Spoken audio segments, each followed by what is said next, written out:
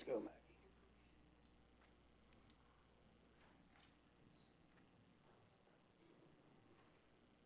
Maggie. Welcome, everybody. Today is May 28th. This is the Board of Commissioners Workshop Meeting, and we're called to agenda at 2 p.m. Will the city clerk please call the roll? Mayor Black. Present. Vice Mayor Hodges. Here. Commissioner Weinstein. Here. Commissioner Douther. Present. Commissioner Andrews. Here. Today, the next item is the public comment, and that is for anything that is not on the agenda.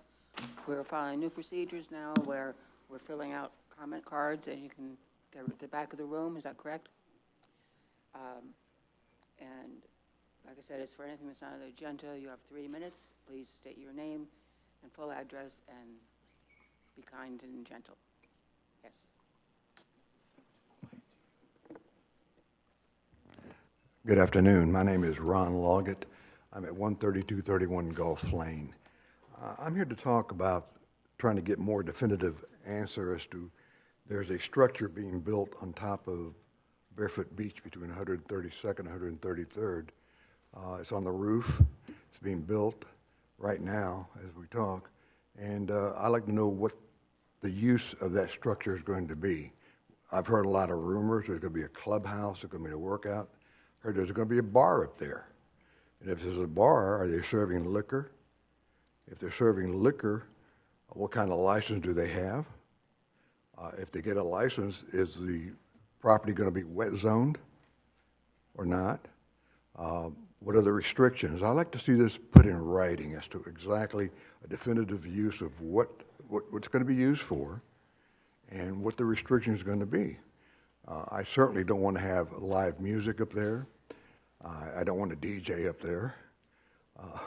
I guess I'm kind of selfish on that, but also, is it going to be just for the guests of the hotel, or are they going to be able to invite people up there? If they're serving liquor, are they going to have certain hours, restrictions? Again, I don't know if this is in writing or not. I'd like to see it if it is, but I certainly would encourage the city to put it in writing and not verbalize what it's going to be used for. I'm concerned about it. Thank you. I'm sorry, Ron? I'm sorry. You said it was on the rooftop to the Barefoot Beach Resort that's going in? Yes, ma'am. Okay, thank you. Madam Mayor, if I may, in regards to the comments made by the speaker, we have staff working on a memorandum that will be furnished to the Board of Commissioners as well as be distributed publicly to the community because we've gotten a couple phone calls on that matter. So staff is working on that. Great. Thank you.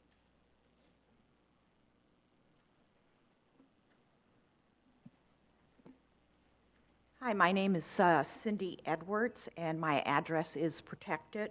I, too, am also concerned about the noise level with the increased population of Barefoot Beach Club. Already walking down the lane, the pool activity noise is greatly risen.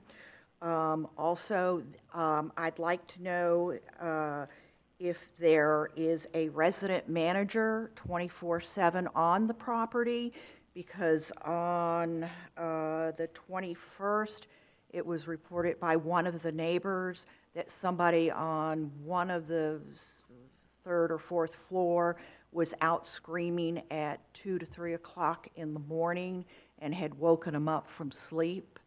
So that's a concern of mine, as is the noise that is going to be added to our neighborhood, the bar, the hours of the bar, who's going to be allowed up at the bar, whether or not they're going to allow wedding receptions, because they are known for having weddings out on the beach with DJs. And so this is a great concern for our small community. And while most of the community between 132nd and 133rd are renters or part-time people, VRBOs, we are permanent residents. So I tend to be the one that, you know, will call out people and this sort of thing. The other problem I'd like to address is Public Works. The sea grapes on 132nd, we have repeatedly called and asked for them to be trimmed back. As I rode down here today, nowhere between 132nd and heading north to the end of Gulf Lane are the sea grapes as high as what they are in our area. And so now what is happening, and I did take some pictures, which I'll see if I can't figure out how to email them to you later. The sea grapes are growing this very nice canopy over the boardwalk to the beach. But what that is causing problems with is when you have a line of SUVs, people don't see the pathway to the beach. So, you know, possibly you need to give up one space or make one space a handicapped space, because there would be no way for a person in a wheelchair to make it down to the beach, especially if they were in a beach wheelchair. And what that's creating for us is people are going underneath our house and using the bathroom. And I have pictures of that also. So, thank you.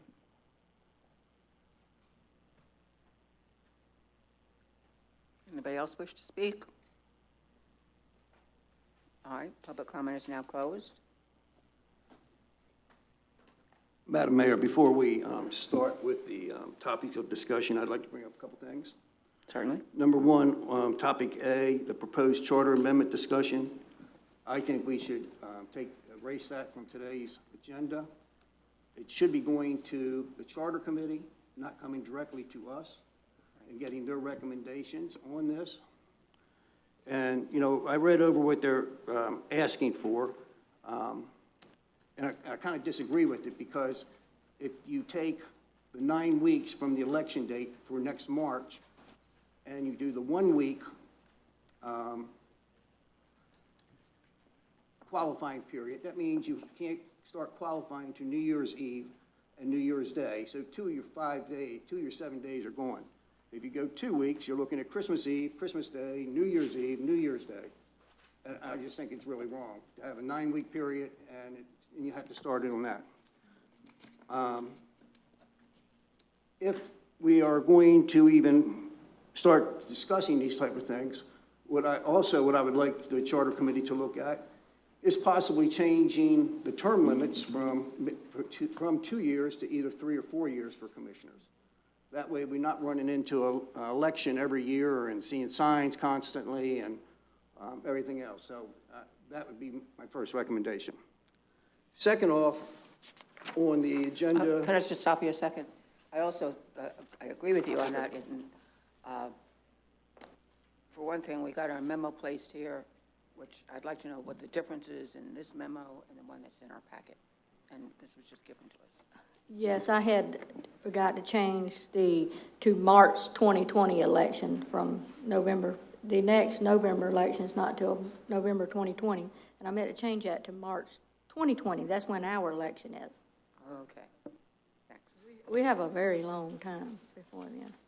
And we have time for the Charter Committee to look this over and go with it.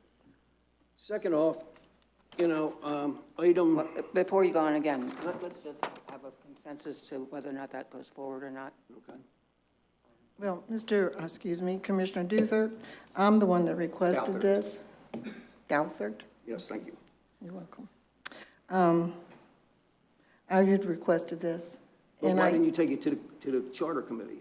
That's what I'm asking. I requested it just for informational purposes to Okay. see, because we do have a 30-day time limit on the qualifying, and a lot of the other cities around us have anywhere from 7 to 10 days.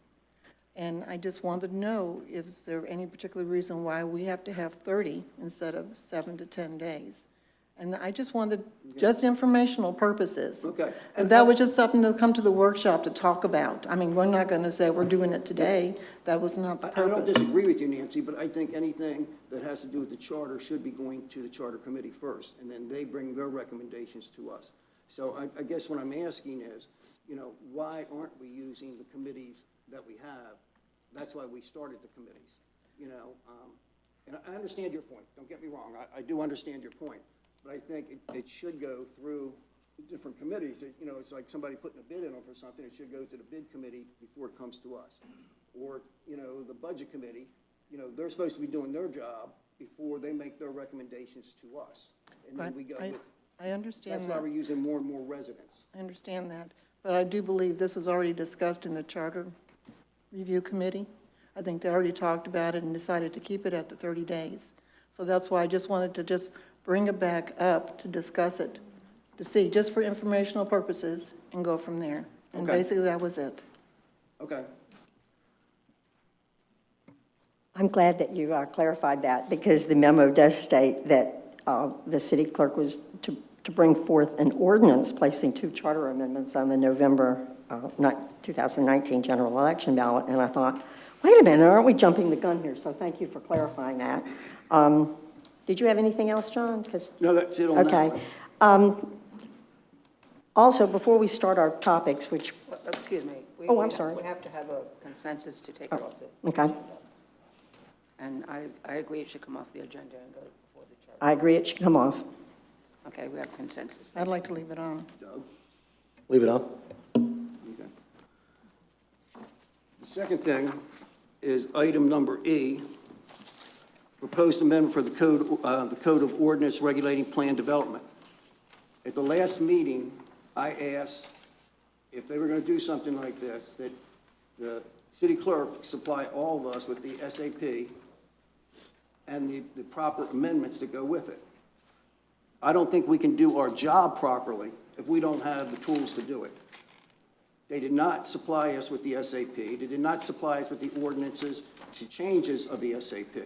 So how can we sit here and read this and say, oh yeah, this is a good idea, this is a bad idea, when we don't have the special area plan and the changes that were made? I think all of us need to be given a copy of the SAP and the ordinances and a chance to look them over before we even start to discuss this. I mean, I've read it several times. I see some things I don't like, but I don't know what the SAP says, So how can I say yay or nay for either one? So I think that needs to be held off to the next workshop and give the city clerk time to get us all a copy of the SAP. And right now, I know of 5 ordinances that affect that SAP, and I don't know if they affect it good, bad, negative. I don't know. And until I get that and start reading them, I will not know. So, I agree with you. Madam Mayor, if I may, we do have the land use attorney here to address that particular item. It's not something that we are requesting approval for. We want to get the board's perspective on this, and then we can certainly, it's an ordinance, so it has to come back for 2 readings.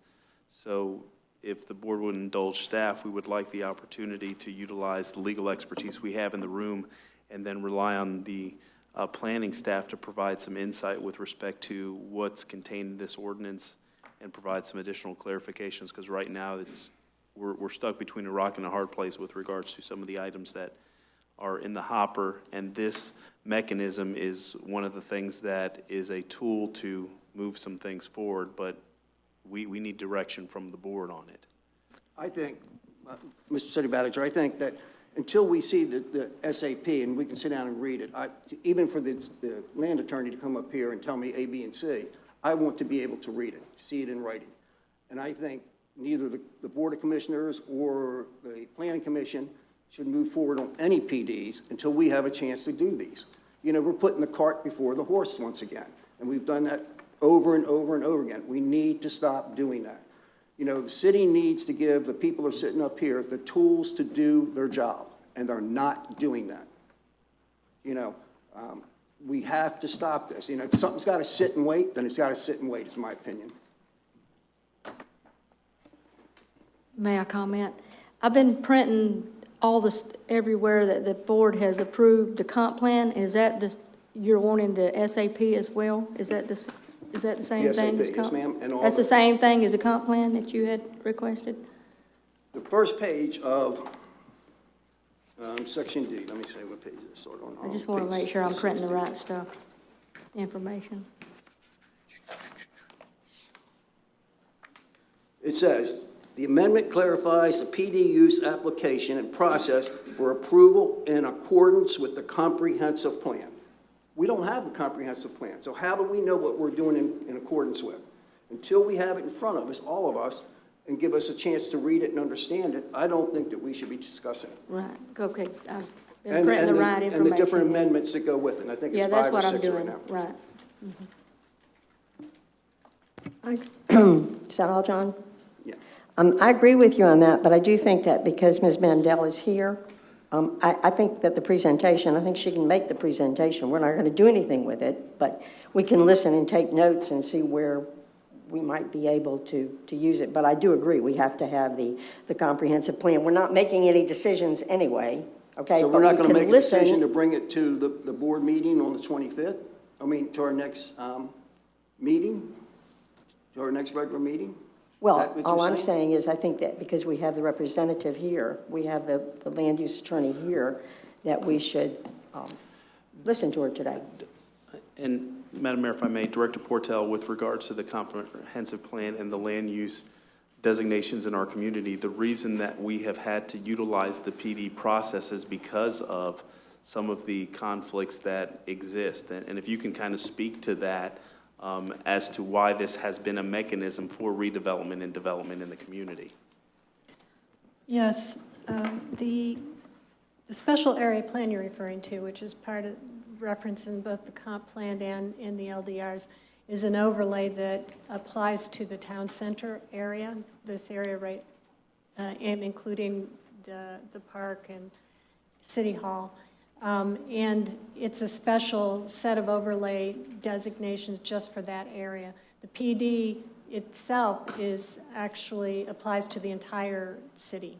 And what the special areas plan says is that if you're going to have a high-intensity development in the special area plan, you have to use the PD as your means of zoning and site plan review. And the ordinances I think that you were referring to are the ones that were done in 2014 to amend the special area plan and its intensities and application. And I had not brought back comp plan amendments or special area plans yet, but what we were trying to address was just the mechanism of using the PD and making sure that the requirements for a PD are things that are actually attainable. They're things that can be done at the zoning level. This doesn't prevent you from doing other comp plan and special area plan amendments, and that's certainly something that can be discussed separately, but amending the PD ordinance would allow us to use the PD throughout the community, even outside of the special area plan. And this has been not just instrumental, but essential to any redevelopment because it's generally impossible for us to get to any of the densities or intensities we have described in the land use plan without a PD because of the height restrictions in some places. So even a small PD would require amendment of this particular code. It wasn't intended to withhold any information. We do need to address the other issues, and they would be addressed. They can be addressed separately because they're actually comprehensive planning issues. They're bigger issues, and any changes we made to those would have to be implemented through this process. But I appreciate your wanting to have those in front of you and pulled out. And I know that I've provided them in the past, but it's been quite a bit of time since just the amendments themselves, because we went over them one by one at one point. But it has been a while since they've been in your packet. Well, the special area plan, as you said, says if you need a PD. It says you do need a PD if you're going to develop in this special But I area see, plan. the That thing doesn't is, apply to the rest of the town. I don't really think our zoning codes are appropriate for the scale of our town as they are now. A PD changes that and makes the scale larger. It does. It does give you the flexibility to do something different. But we don't need that flexibility. Well, I don't think our residents want that. The reason we brought this back to you is because you specifically directed us to go to the PD ordinance, amend it to deal with the conflicts that have arisen because of the lawsuits and the challenges to the use of the PD, and to use of the site plan section in the PD. This wasn't the staff's attempt to create anything new. It was trying to resolve problems specifically we've been talking about and that we were directed to come back with. And you don't have to adopt it. And what was in front of you is just, that's why we're at workshop, is that what's in front of you is just a starting place for you to decide, you know, if this works for the city. If it doesn't work for the city, then you can redirect and change it in any way that you see fit. And that's why I'm saying, Madam Mayor, that's why I was saying that I think that we should give the opportunity, since Ms. Mandel is here, to utilize just the information that she has, where it's fact-finding information, okay? So we still do certainly want a copy of the comprehensive plan so that we can actually look at it and look at how it's going to work. But I think that we should have a consensus, I guess, to listen to the conversation today, and let's move forward, and we'll finally get to that area. And Madam Mayor, if I may, the board did direct staff to bring this back to put in performance matrix and characteristics that in the event that development was to go over what the standard allows per the land use, that there would have to be some concessions that were to be made by the developer to effectuate the development that they desired. So the intent behind this is to realistically put some more control in the PD process to where the city can benefit from this type of an arrangement. And it was a direction and a policy direction from the board to bring back this for discussions. And so now that's why we're here today with legal present to assist us in the process and get direction from the board as to how you wish to proceed. But to Director Portels, if it's something that the board doesn't have the desire to entertain, we can continue with the existing processes we have in place. You know, and reading this over, I just see so many contradictions in the language here also. You know, that, you know, we can listen to the land use attorney, but, you know, like on the very first page here, it says the allowance of additional floors over the allowed in the underlying zone shall, the word is shall, be in consideration of additional setbacks. So if I set my building back 5 inches, I want another floor. It could be may or could be, you know, proposed, but not, you know, I guess the language is one of the big things I'm having a hard time with on this. Well, and that's why we're here today, to get some perspective from the board, because per statute, this is the only way we can have a conversation. You know, I guess, you know, I'm looking for things like, you know, what do they mean by shall? I want a big definition. It means if you set back this far, you're going to get this. If you know, what does shall mean? You know, because if I'm a developer and I set my building back, and I'll just be totally ridiculous, 5 inches, so I want to add another floor, and you tell me no, then I'm going to take you to court and say, no, that's, your thing says shall. That means you have to give it to me. You know, and it's inconsistencies like that throughout that I've seen. Well, Commissioner Douthert, will you be willing then to have the presenters? Yep, I guess. And we don't necessarily have to go into it, but at least listen to them and then put it to another meeting. Okay.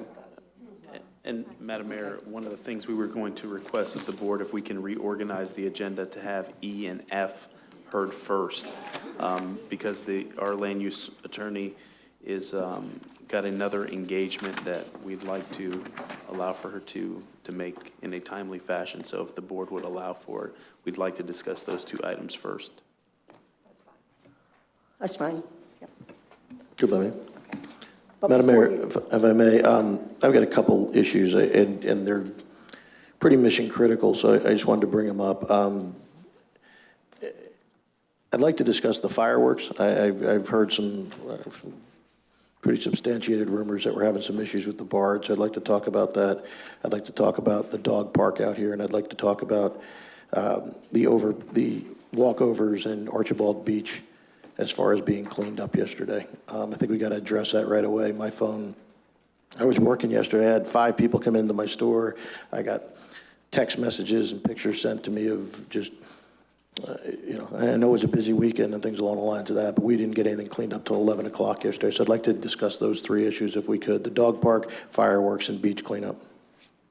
Well, Madam Mayor, I thought the the way to add something to the agenda item, to add something to it, is to do it at the agenda-setting meeting. So I don't know that, These weren't available at the agenda setting meeting, these just came up. And 4th of July is 6 weeks away, so if you'd like to wait, we could wait, but I think we'd have some angry residents if we don't have fireworks on 4th of July. City Attorney? You can add items to the agenda at the pleasure of the board. You take a vote and see if you want to add things or not. All right, do we have a consensus to add those items? Yes. Yes. no, I think that those are probably administrative items, so no, I won't go to that. That should be discussed with the city manager.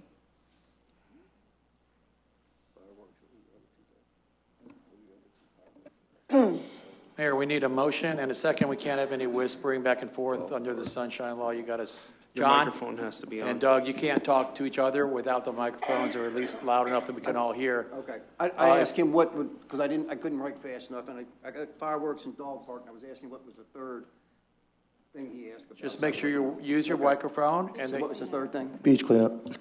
that you know, if you can direct as possible, as many comments you can through the chair, the mayor, so she can run the meeting efficiently. Chairman, since you have that request, if someone could make a motion, a second, and then you could vote on whether to add them to the agenda. We can't do it by consensus? It's better to do a vote. Okay. Okay, I'll make the motion to go ahead and add item dog park discussion, beach cleanup discussion, and the 4th of July fireworks to the current agenda. I'll second. City Clerk, will you please call the roll? Vice Mayor Hodges, Yes. Commissioner Douther, Yes. Commissioner Andrews, Yes. Commissioner Weinstein, No, Mayor Black. Yes. Mayor Black, if you could pull the microphone closer to you, there are people having some trouble hearing what you're saying. Maybe just pick up the bass and pull it closer to you. It's closer now. Okay, thank you. They can't hear you in the audience. Commissioner Douther, did you have other items that you wanted to talk about? That's it okay, for now. Mayor, before you start the topics of discussion, I know we got a lot on the agenda, but there were two agenda items that were confirmed for today's meeting that are not on the agenda, and I did not have time to call this morning to get clarification as to why they were omitted from this workshop. But I believe that we on the Board of Commissioners needs to understand why they were eliminated. And the first item was the CAFRA, the Comprehensive Annual Financial Report, that is prepared by the Hauser and Associates, I think, for the last 5 years. The annual report is presented to the city and the Board of Commissioners in April, definitely no later than the end of May, and here we are almost into June. This financial report explains our financial position for the previous ending fiscal year, and it provides us and the finance director and the city manager with a lot of information to work with when we're entering our budget workshops, our budget review workshops, which we're already into, but we don't have any report. We don't have the CAFRA report. So not having the presentation today is rather troublesome to me, and I'd like to know why it was omitted. Okay, so I'd like the answer to that first. Who omitted it and why it was omitted? Because normally, I don't know if this is the case this year, but the financial consultant, if it's Hauser, yeah, who normally does that, I don't know if when he's next available. You know, when are we going to have it?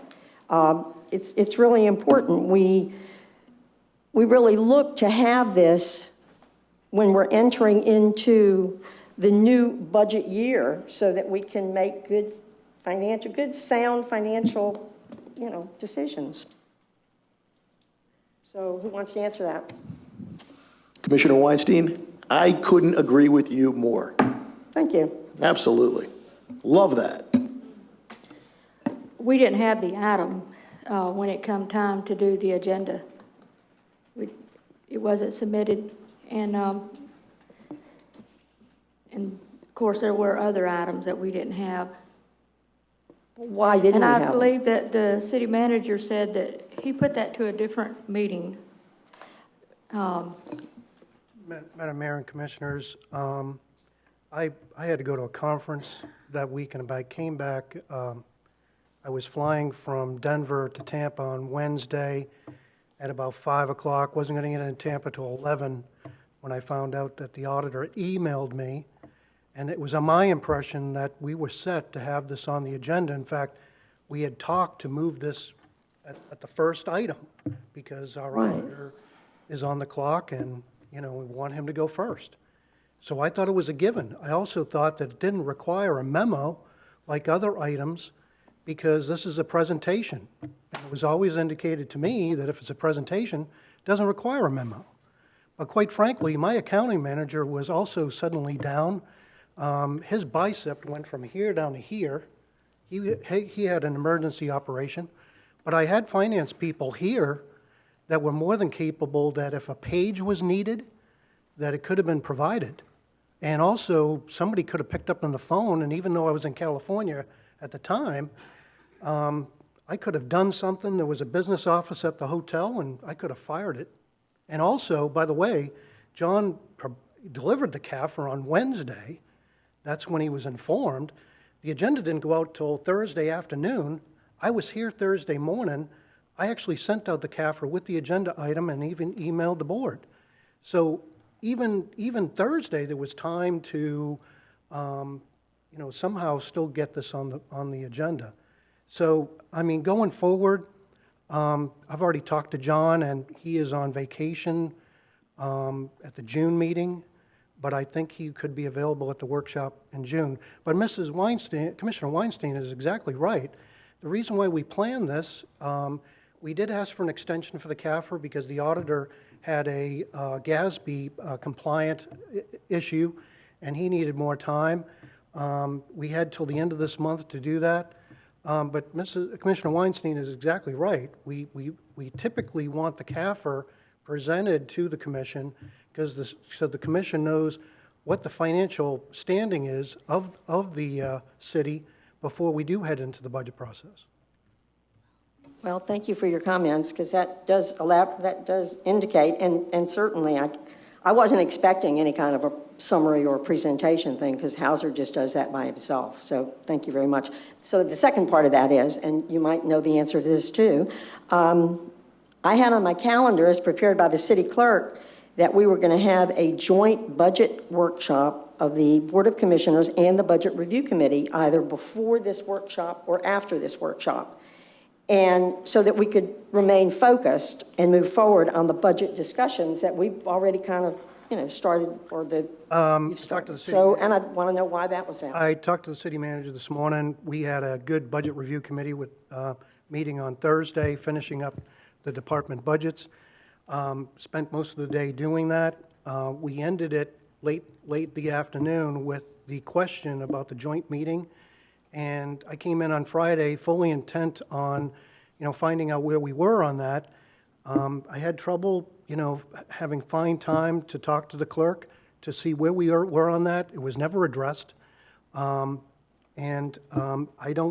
just don't know where we're going to go with that. Madam Mayor. Well, before we leave here today, I hope we can make an arrangement for that. The finance director and I spoke, and we are going to go through the budget calendar and ensure that we remain on target and reschedule the joint meetings with the Budget Committee and the Board of Commissioners and get us back on track where we are. Because obviously with certain items being added to the agenda, we didn't want to elongate these meetings and those types of things. So we're prepared to be able to release something to the board probably by the end of the week with regards to the revised budget calendar for the duration of the budget process. Thank you, City Manager. Well, I think we understand the reasons, but the point is it wasn't relayed to the board that meeting wasn't going to take place, so that was disappointing. Any more adjustments to the agenda? Okay, first item then, we're going to item E, proposed amendment to the Code of Ordinances regulating plan developments. Director Portel? I'd like to, we can begin making the presentation, but I think that Julia has some opening comments she wanted to make about the PD amendment. Yes, for the record, Julia Mandela, I'm serving as your special land use counsel. Just by way of background, well, let me start with, given the time constraints that you have and the time constraint I have, and listening to some of the comments, I do think this is an important issue. I think it's an important issue that there's time to talk about, and I understand some of the commissioners are not necessarily comfortable moving forward on any real action today. So I have no problem with this being continued and me coming back and actually just schedule some time to meet with you all individually or talk to you individually. This is an important procedural issue, but it is a procedural issue. It isn't substantive. But I do think it's something that there's a lot of concern about, and I think that it's important that it's handled in a manner that makes everybody as comfortable as possible. And I do think it's something that staff would want you to feel comfortable with, as well as myself. One of the reasons when I started getting involved in this particular issue, as you recall, I was originally hired not to look at your land use code specifically, but really to work on one particular item. And when I reviewed the plan development procedures in the code, which was part of the mission in that particular item, it did strike me that your code as it's written is procedurally complicated and difficult to know how to deal with. So starting with the premise of, not having the premise under which whether or not the PD in and of itself is a good policy decision or not, if you're going to have a PD process in your code, it should be something that is valuable and manageable, and that if you apply for it, it is something that gives you the information you need and staff needs to analyze it. And one of the things that is a positive about a PD process is the ability for flexibility and the ability to actually have a negotiation, maybe that's not the completely right term, but a conversation with a property owner that allows them to do a little something and is promulgating your code and your comprehensive plan in a more directive manner. It is an entitlement process, though. It isn't intended to be something upon which a building permit could be issued, that site plan that you see.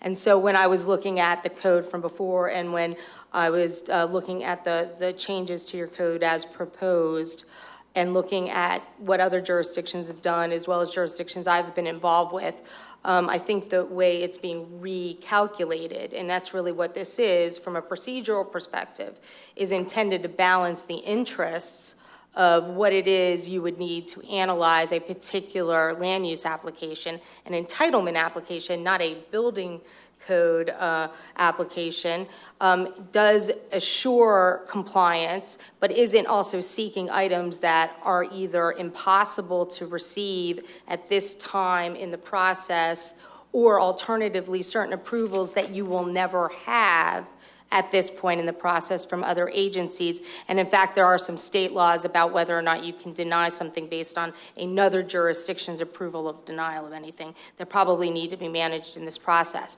And so that's the purpose and reason behind this, and I understand that this has been something that's been an ongoing conversation and something that has been, especially with some of the litigation which has occurred, and I've reviewed that litigation as well. So that was the context under which this ordinance was brought forward for you to workshop and discuss. That being said, if you need more time to look at it and want to have more conversation about it, I think that's appropriate and important, and I will schedule meetings with you all if you would like me to, as well as be prepared to come to another workshop to more fully answer any particularized questions that you might have.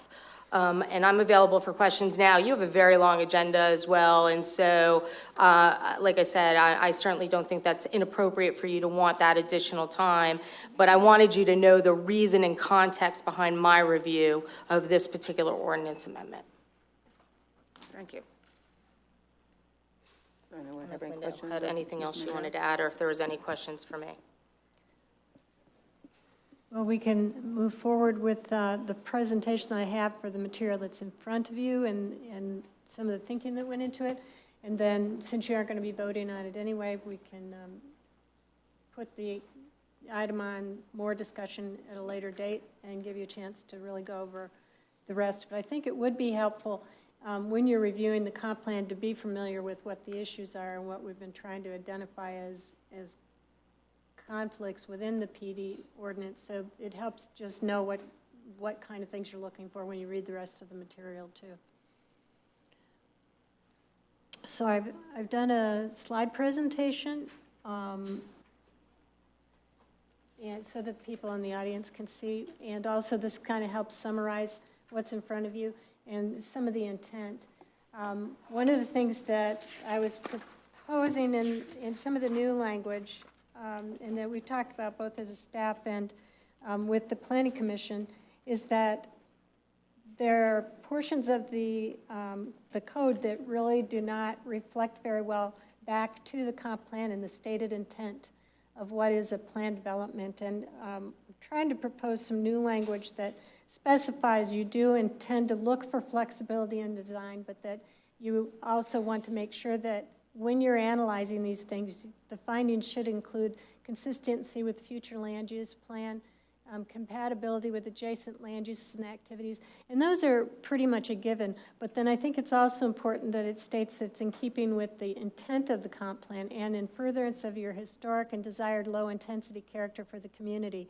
That's an issue that comes up time and again, you know, that you don't want to this or any other vehicle to be used to turn this into a high-intensity community, that you want to protect your existing character. Lost my gadget here. The design criteria are actually, what we did, as you'll recall, the existing PD refers back to the site plan ordinance and states that everything that's supposed to be in the a final site plan needs to be in the PD, and yet some of those things cannot be obtained because they're state requirements. They aren't even allowed to conduct a final review until after we've got a site plan proposal. And so it's legally and physically impossible for the development interest to provide everything that's in the site plan. In addition, there's actually quite a bit of detail information that you don't always know at zoning. And in fact, there may be things that you actually want to contribute to the review, things that you want to add in. So what I've done is made sure that at a minimum they have design criteria that meets the underlying zoning, that they are, I carried over a list of things from the site plan ordinance that are standard to be asked at a PD and a zoning level that didn't require things that can't be obtained. But also, you had specified that you wanted to, and this is written as 6 stories as a max because I've heard it's expressed by the commission in different ways over time that you were interested in going to 5 stories or 5 over parking, which would be 6. And so most of the things that you've been expressed interest in or that we have in proposals are generally either 4 or 5 stories over parking. And so I wanted to be specific about that, and we can define it as 5 over parking or as it is right now as 6 stories. But the point is that I was trying to get to a point where when we review for intensity, in order to keep it consistent with the existing character, that any height extension would be based upon the average of the properties that were around it. That's a very standard way of allowing for extensions or property lines or height, is to look at the area and make sure that you're using kind of an average of what is in existence there to assure that it is compliant or consistent with those land uses. But it also specifies here that irrespective of the overall height of the surrounding properties, the maximum would be 6, because trying to reflect that 5 over parking we understood to be the interest of the commission.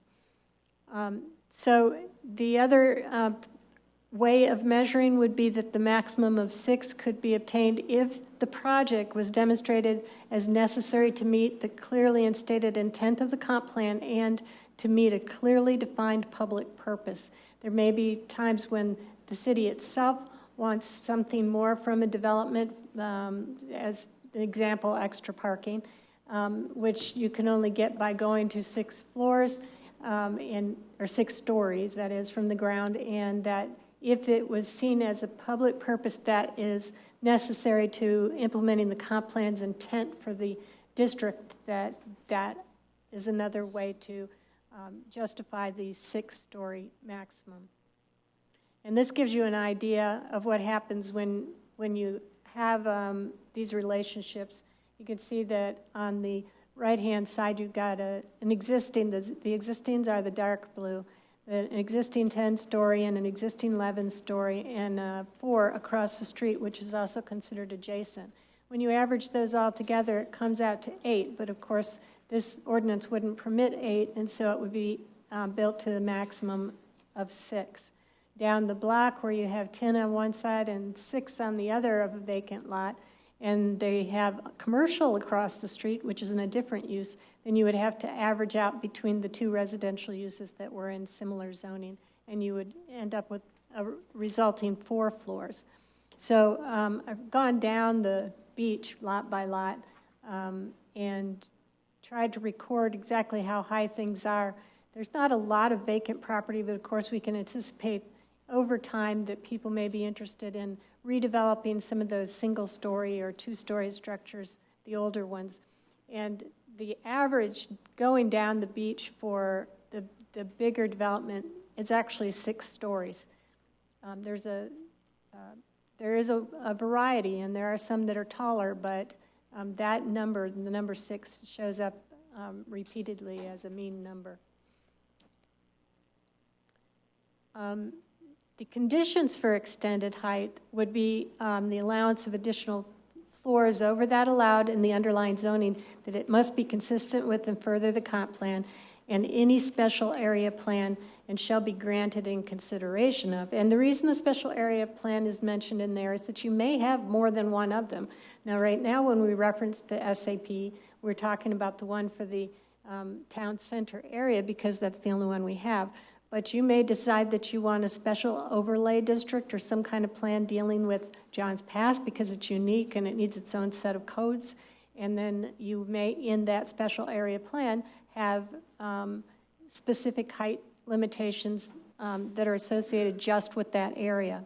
So I wanted to be sure that anytime we talk about being consistent with the comp plan, we specify that you also have to be consistent with the special area plan for anywhere that you have it, and where the special area plan is more restrictive than the comp plan, you have to use that more restrictive approach to regulation. So some of the reasons that you would use to grant the extra floors above the zoning normal height would be that you were getting additional setbacks and or landscaping, that the provision of the ground floor included retail or other uses that you might want to include in that list. And you could have more than one of these criteria at a time, or that the design, you have design enhancements in mind, specifically architectural details or connections to other buildings, or just additional, either entries and parking layout or any other kind of design thing that you wanted to accomplish as some goal that the city had. Now, I put in here the existing resort facilities. Yeah. Backing up to that last slide. Sure. You said that the town center plan was the only SAP that we have existence. What happened to the 2008 SAP plan for the whole beach? What happened to that? For the entire city? Yes. A special area plan for the entire city. Yep. 2008. That was the exact date is. Well, you have an unusual situation of a special area plan overlaying a special area plan. It's highly unusual to have a special area plan for an entire beach because it just becomes your code. But that those, we'll have to check to see how they were amended by the overlay of the special area for the town center, which actually predated the 2008 amendments. It's the City of Madeira Beach Comprehensive Plan, May 27th of 2008. The comp plan, yes. Yeah. Yeah, that was amended and updated in 2016. And so any version that you have of the comp plan would have to include all of the amendments for the 2016. That was what I was providing the other day. So we need to get all those so Yeah, we have an understanding. We need all the Sure. It's okay. Oops, excuse me.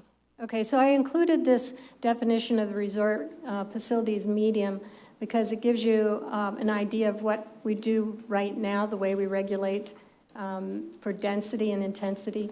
And it's actually allows quite a bit of density per acre.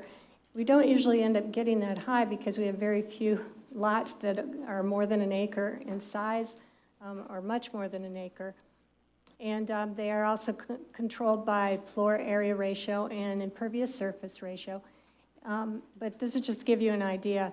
When you have districts that only allow 2 floors, the bottom of which is parking, there's obviously nowhere in town where you can get anywhere close to this level of density. And again, that's not to say that's the right density, but it is what's in the comp plan right now. Or the code.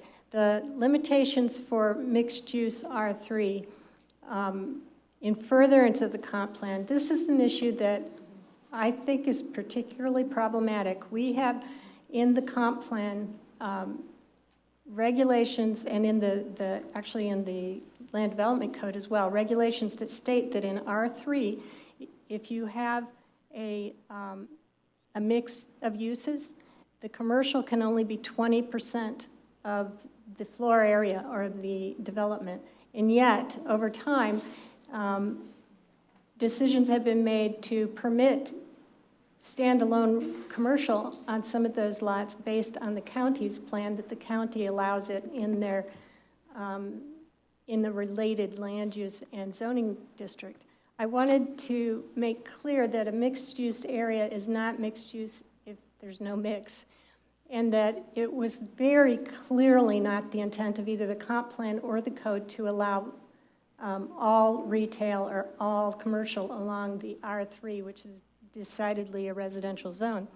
And so I wanted to clarify in the language that if you're going to put commercial in, it needs to be no more than 20% of the non-parking floor area, and as is in the intent, stated intent of those plans.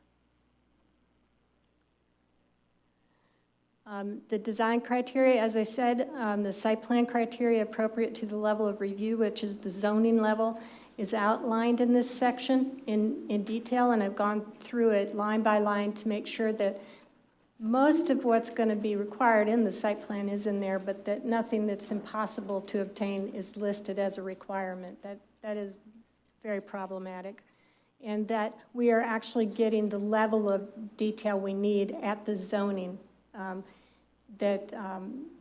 You don't want to go through a zoning procedure and have adopted things in so much detail that you have to go all the way back through the zoning procedures themselves to make even a slight amendment. And so you need to be able to specify how much flexibility you have and allow the remaining detail to come in at the regular site plan process that follows. The neighborhood meeting that's required is the language is a little bit loose. It seems in some places to indicate that you can conduct it if you want, or you can, if directed by staff, you would have to have the neighborhood meeting. I'm suggesting that it just be a requirement. If you're going to do a PD, you should have a neighborhood meeting, and the development interest needs to be responsible for the proper record of that, and that has to be submitted. You will recall that we've had some situations before we've been waiting for the record to come in, and the code specifies that the commission will review that neighborhood meeting record as part of their review procedures, and I wanted it to be clear that it's really part of their application. The application is not complete if they haven't provided us the record of the neighborhood meeting. We don't move forward. Just to make it completely clear and make sure everybody's treated the same and meets the same criteria.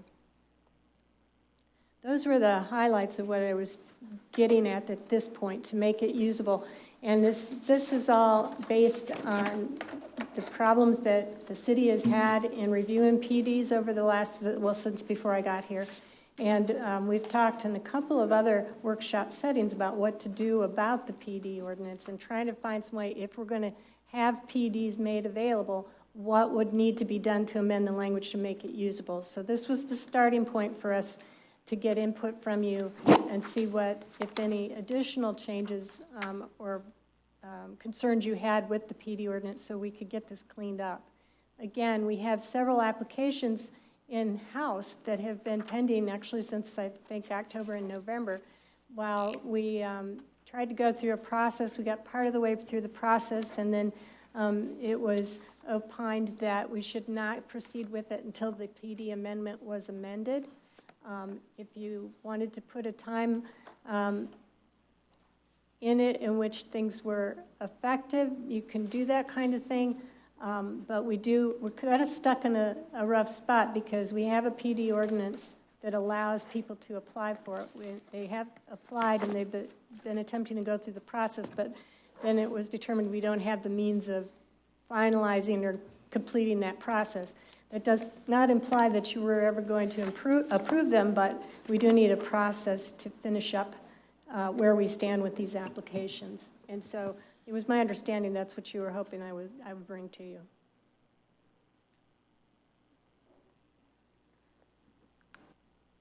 Any questions from the board? Thank you. All right, so we will bring this back again for further discussion.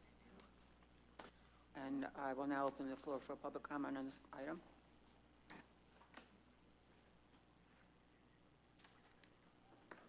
Hi, Ron Loggett with 13231 Gulf Lane. With the neighborhood meetings, that was also a requirement for the planned development at Barefoot Beach. Has anybody reviewed those tapes? Because it was taped. And did they talk about that structure on top of the building at that time? I'd like to If throw that's that a out. specific application that's pending, I don't know that this is the correct place to discuss it. Actually, it's already We should be talking about the more generalities of the way this proposal is coming forward.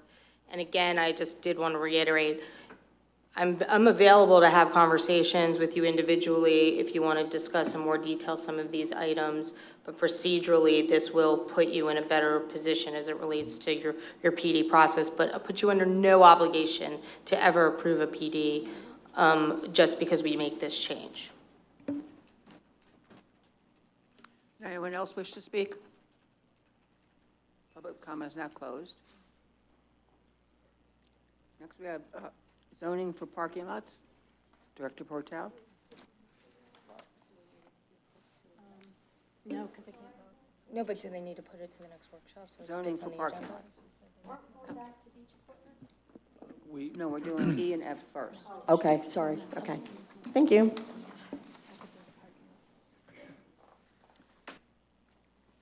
All right, were we? Thank you.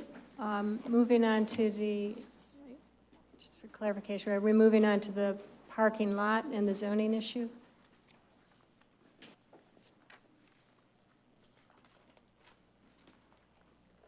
Is that what you wanted, the parking lot? Yes.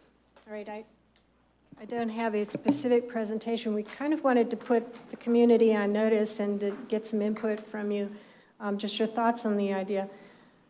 We've been talking since I got here about the issues with parking throughout the city, the private parking, and a number of spots which are actually inconsistent with the underlying zoning. On review of the city's code, we've determined there are actually no zoning codes, no zoning districts that allow freestanding parking as a primary use, as a principal use. It has to be an accessory use to something else that's approved on the site, which makes all of the private lots illegal, contrary to zoning. Now, in a lot of cases, those have just been kind of gradually morphing and growing. You can see, especially if you go through Google and you look at the timeline, over the course of the last 5 years, buildings are coming down and parking is being expanded into areas.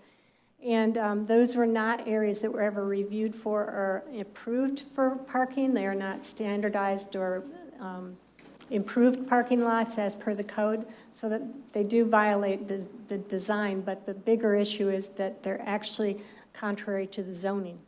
And the only place that we have public or private parking lot, well, when the city operates the lot, it's a public facilities.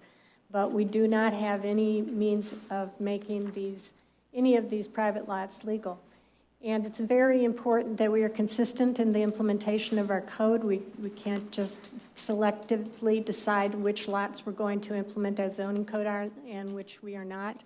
And so we're at the point, as I said in the memo, that we need to notify these parking operators that they will have to discontinue the use of parking on those lots.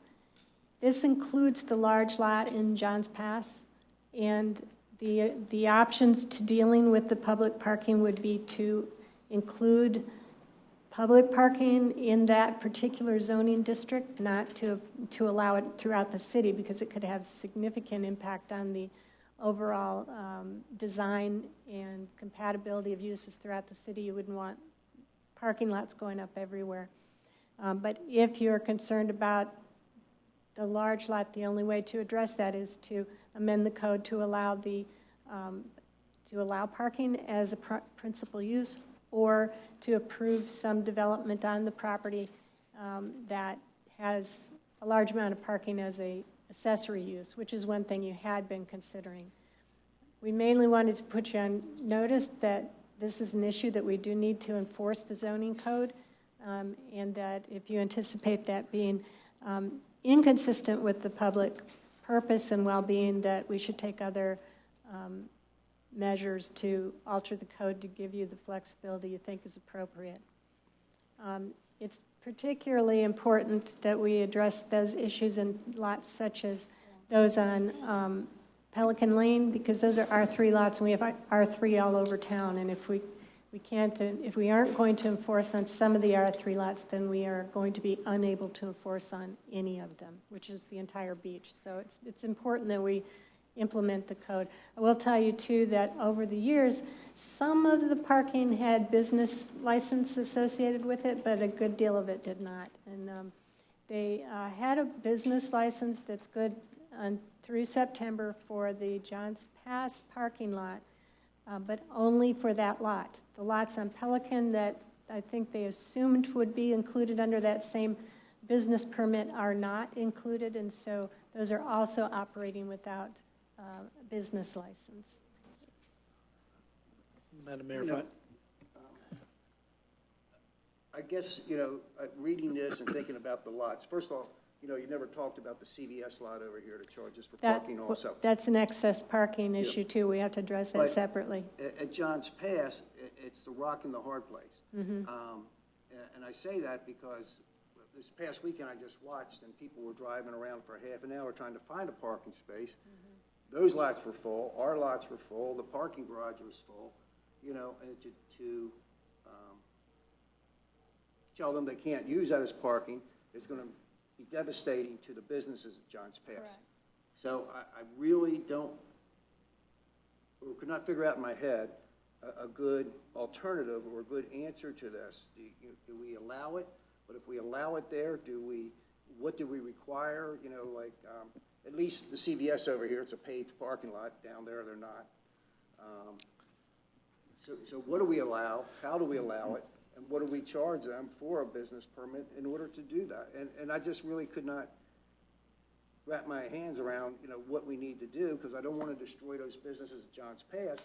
I mean, if they lost that many parking spaces, it would devastate some of those businesses. Right. Yeah. Yes, sir. That's just why we wanted to talk about it, because we can't enforce on some, if not all, but you can make some change to just the C1, which is just Johns Pass, or we could bring back an ordinance that allows for a temporary use permit for public purpose, something of that nature that would give you a timeline in which something is permitted because it's important to the overall well-being of the city. We can do that. Other communities have those. I've written them and used them before.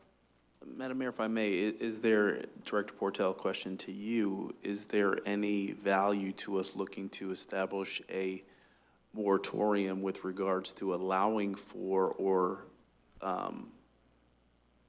continuing to have this practice in place, but giving us an opportunity to effectively study what options may be for a period of, 120 days or what have you. And I think that speaks to the ordinance that you were talking to propose, because we've had the conversation internally that we think that making modifications to the parking arrangements in Johns Pass Village to the degree where we would eliminate that gravel lot would be a catastrophic economic impact to the surrounding businesses, and that's not something we want to do. We want to enforce the code, but we need to make sure that we don't have selective enforcement, because it puts us in a precarious situation. So I don't know if a moratorium or an ordinance or something is the best mechanism, but that's something that we would like direction from the board as to how you wish to proceed, and then with the assumption that we can bring something to you at your first meeting in June to take some type of measures to ensure that it doesn't impact the businesses to where people just don't come because parking is just not accessible or available. Linda, I'm sorry. They do have business licenses though, right? The large parking lot in Johns Pass that's along Fisherman's Alley, they have a business license permit for parking only at that site. The ones on Pelican, there's no. So they didn't acquire a business license to park there? They did in years past. They've pulled it, I think, over 4 years. Okay, so I remember there was a fellow who owned a 7-Eleven up here that used a lot next to him for parking and took out a business license, but I had to state as the purpose of that business license, obviously separate from my 7-Eleven, was for parking. And I utilized that, and I got a license through the city to run a parking lot in that lot. I was just wondering, do these guys have a similar, they have nothing for those lots as far as business licenses? On Pelican, nothing. Oh, well, we gotta get a license. We gotta figure something out there. That's. Well, and they had come in a while back and asked about improving them and putting down paving and everything. And at that time, I told them that actually we aren't even able to allow that. We wouldn't be able to permit it because the zoning's inconsistent. You can't violate your own zoning. So I can't issue a permit on any of those lots for any site plan improvement of any kind until what's proposed is consistent with zoning. Zoning goes way beyond local. Once you've adopted it, that's a power that's handed down from the federal to the state to the local governments. We have to be consistent with that. Why haven't we enforced the no parking? Well, partially because there were the business licenses, and also because of the catastrophic effect of closing down that larger lot. We've been trying to figure out what's a good way to go. But that lot was licensed, right? No. Well, it has a business license, but it was issued incorrectly. It should not have been issued because the zoning was never complete. And what's happened at this point, we really have to we're in the process of doing that now. We really have to assess what our parking demand and our parking ordinances are, what our criteria are for parking, because they're really, really low by comparison to other places, which is why we're in this kind of crunch. And then also what's happened over time is that people have gone in and changed business use in a building from something that generated very little parking and traffic to something that generates a whole lot of parking, and nobody reviewed that. There's a process in place now that anybody coming in asking for a use that generates new parking and new trips probably would not be able to get approved because there's so little parking. It doesn't meet our standards even, and ours are very low. So Linda, you're talking about the Pelican lots you're talking about over here. So CVS has got to be zoned commercial, right? CVS is a different zoning, and what's happened there is that they have paved excess parking. They have put in, we don't have a cap on the amount of parking we allow associated with the use, and so they've been leasing out that amount of parking that's over and above what's required as a base to run the operation. Okay, so who has the business license there? Typically, we would go back in and do a maximum. CVS does. Now, they don't. Has the business license just for the CVS, not for the CVS. paid parking? That's a separate business though, right? It's a separate business. That's something else that we Okay, have so to that's address. that's got to be looked at. But Pelican Lane's R3? Yes. Ooh, jeez. 2. I thought it was R2. I think it's R3. It's R3. It's the one spot back there that's R3 along Pelican Lane, and then it goes to R2 back into the neighborhood. Okay. You know, I also, this past weekend, coming down Gulf Boulevard from Johns Pass, I noticed a couple lots that are vacant that people put out signs, $20 to park for the day. Yes, You know, I noticed that So you're running into too. that also. The land use. Mayor? The land use is the same designation for both areas, but the zoning is different. Okay. I was just going to clarify what, I did a little study this weekend because all of it's right in my backyard, right? So just to clear things up and make us all just really aware of what, or make me aware maybe more than anybody, of what we're looking at is we've got 4 distinct lots back there. Okay, we've got the Lot 1, which is 129th, and it's bordered by East End and Fisherman's Alley. There's 100 cars that can get parked in there, and I've seen 121 get parked in there. Right, and they have a license for 80. Okay, I'm just telling you, because, I mean, I counted them. And in Lot 2, which is where the old Johns Pass cottages were, okay, that can park 40 cars. I've seen 50 parked in there, but I counted them up just yesterday. And that's the alley, that's Fisherman's Alley and Boardwalk Place. Then the 2 lots on Pelican, one will accommodate 20 cars easy, and the other lot accommodates 50 cars. So yeah, we certainly cannot, what's the old expression? You know, we certainly don't want to do anything that takes away that parking.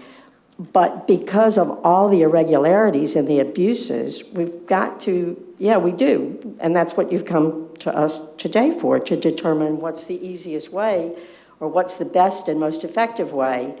And I would have to think, and I think that you mentioned in here that maybe the idea is to leave the zoning as it is, but perhaps make an amendment to the zone. Is that possible? Make an amendment to the zoning, allowing it to be used as parking, provided they conform with parking, with parking codes, with gravel or whatever is the ordinance that sets our standards with parking. The concern that, and we had the conversation internally at the staff level, the concern is that then you allow for folks to acquire parcels with the same zoning and then operate just parking lots, because it is a lucrative business. So that's one of the things that we are concerned about, is that if we say that we're going to allow it in certain zoning or certain land use designations, it opens up Pandora's box. And so we want the ability to maybe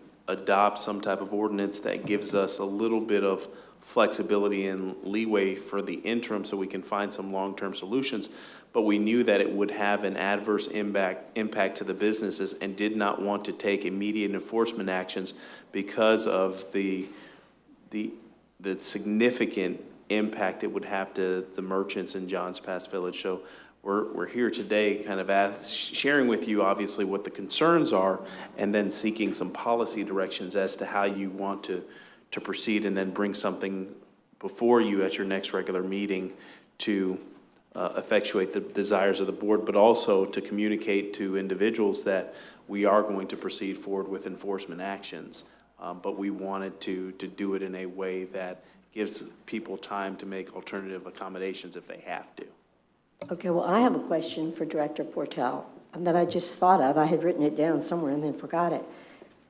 Because historically, for instance, the lot on my street on 129th, bordered by East End and Fisherman's Alley, and 129th, has, even though it says in your memo that it's had a business license since 2014, it's been parking, people have been parking there by the hundreds since 2004, or since the original structures were torn down on 129th in the 90s. So is that going to set a, I guess, is that information going to go against the city, okay, if the owner says, oh, well, we've been parking there for I months. won't. That we would try to be do the case something. only if they had been parking and using it as a parking lot since before the zoning was put in place. That's the decision that was recently made by the magistrate. If they could show that they had been using it as a parking lot since before 1964, and that's not the case. Now, in fact, you mentioned how many cars it's accommodating now. That's been growing every year. They've never updated their business license beyond the 80 for those both lots, both sides of Fisherman's Alley. It's supposed to be a total of 80, but buildings keep coming down. And you can see it changing just in the 11 years that Google has done satellites on it. You know, year by year, you can see the buildings coming down and the parking expanding. And that's all been easily since the land use and the zoning was put in place. The city is not obligated to continue a mistake. What it can be obligated to do is grandfather things that were in existence prior to the code being placed. And in the recent magistrate's hearing, it was based on the fact that they showed that parking had been used on that lot since before the code was put in place in 1964. There were houses on that lot in Exactly. 1964. On There was all a of those nursing home lots. on Pelican Lane. I've got pictures of it, you know, so I Exactly. mean, You know, I think that she needs to come back to us with, you know, how do we fix this problem? You know, Okay. we're kicking it around, we really don't have a good answer on how to fix it. But I think you said that they were authorized 80, you said they were 120 or something, I don't remember the number. But if, you know, if we do something and we force them to pave it and stripe it, would that control it any better? And I don't have an answer, you know. Well, until they tear another building down. Yeah, And that's what's and been then happening, with- is it just keeps expanding. But then the second part of the question was, with that hotel that's talking about going in there, how many parking slots were they talking about putting in there? Is it equal to, even close to the number that Debbie said is parking in those lots back there? no, I Yeah, think- but the it was point much is- higher. Right, Yeah. the point is that it was never zoned for parking, so Right. it's, I understand that. yeah, okay. But if the. And I don't mind the parking. I think the if- parking's great. We need the parking. If the You know, hotel but- were to go in, then the parking that went in with it would be accessory to, it would be secondary to the use as hotel and retail. So a part of a mixed use, not a principal use for the structure. And so they would be able to put more parking spaces in because they were creating more demand. Okay, can I go back to what you said, City Manager? When you made the comment, it would carry over, for instance, to a next owner, and the next owner could keep it to, the usage as a parking lot. Could it not be restricted somehow in the amendment to allow it for only the current owner to use it, and once the property is sold, then it goes under a totally different scenario? We can Goes under explore different that. rules? Usually it runs with the land, any kind of Oh. zoning or permitting, but you can have special exception or special use permits. We'll explore that. We'll come back to you with a way to maybe do a temporary use. With an opportunity to reapply for, Right, those kind of yeah, things. regularly, and not to expand without Right. site plan approval. That we can So that you can restrict it. control it.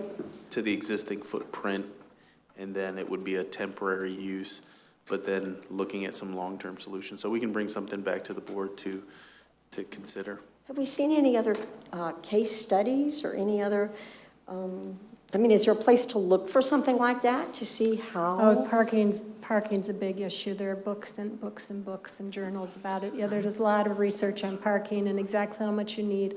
But the issue here really is zoning. And anywhere you look, you're responsible for your zoning. So there are ways for us to create a temporary use permit, because I've seen it done.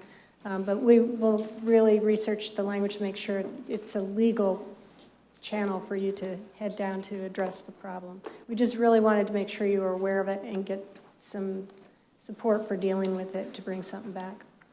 Can we make them have signs in their parking lots that say it is not a city lot?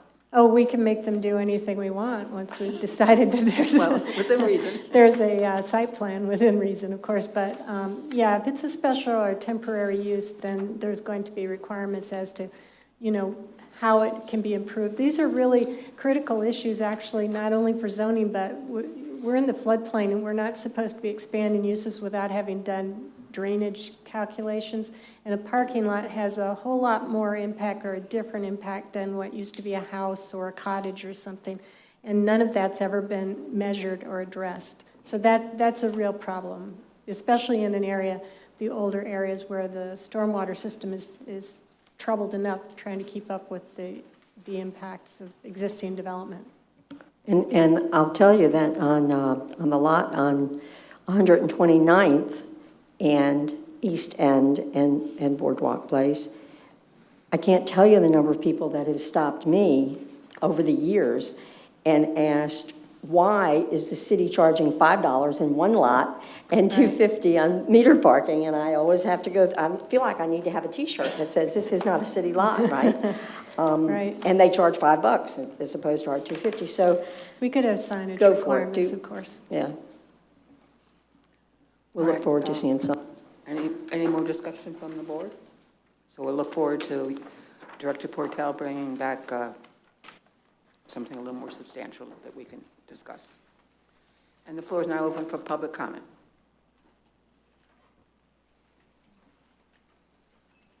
Cindy Edwards, my address is protected.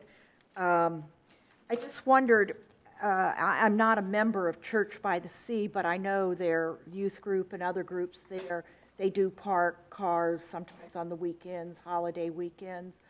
Would they be affected by this new ordinance and having to get permits, or because they are a church, they're exempt? Oh, no, churches are not exempt from the code. What may be exempt is the fact they've been doing it for so long. Church by the Sea's been there a very long time. Yes. So, and as a matter of fact, they recently had an interest in upgrading their parking lot, but decided not to come try to pull the permit because technically that tandem parking thing they do is not legal. It doesn't meet any of our codes. We're actually also bringing to you the design of parking, hopefully later this summer, to give you more flexibility in dealing with things like valet and tandem parking, to make the best use of property without paving the whole city over. But that is something that's been a concern for them. But once they have the parking lot there, if they have open times, it's not unusual for churches to be allowed fundraising activities, to park in the use of their lot. That's kind of. My second question is, with all the new hotels that we're building and addressing our infrastructure, obviously parking is a big part of that, and there's not too many people that are going to walk from Madeira Way down to John's Pass. And have you thought about where all those people are going to park? It doesn't seem like you've put any thought that there's problems with John's Pass parking, and here there's 4 condo hotels going up. There's the schooner that is trying to get through. I mean, what are you going to do with all those people that want to drive down there and don't want to walk, or who are disabled and don't want to walk down there? What's your plan? This is public comment. We're not. Thank you. Something to think about for sure. Anyone else wish to speak? All right, public comment is now closed. Madam Mayor, if I may, just a quick side note, Linda, there's also, what Church by the Sea does is they do their parking during those, I think we have 7 established holidays where people are allowed to, you can park people on your own lawn, where you can park, depending on what it is. And they did it this weekend on Memorial Day weekend. They do it during Seafood Festival. Yeah, I don't think they do it outside of that any time, so. The next item up is the beach equipment contract. Good afternoon, Mayor, Commissioners. I'm bringing forward the contract with Saltwater Destination for conversation. It is currently within its initial 3-year period, and the contract contains 2 additional 2-year renewal options.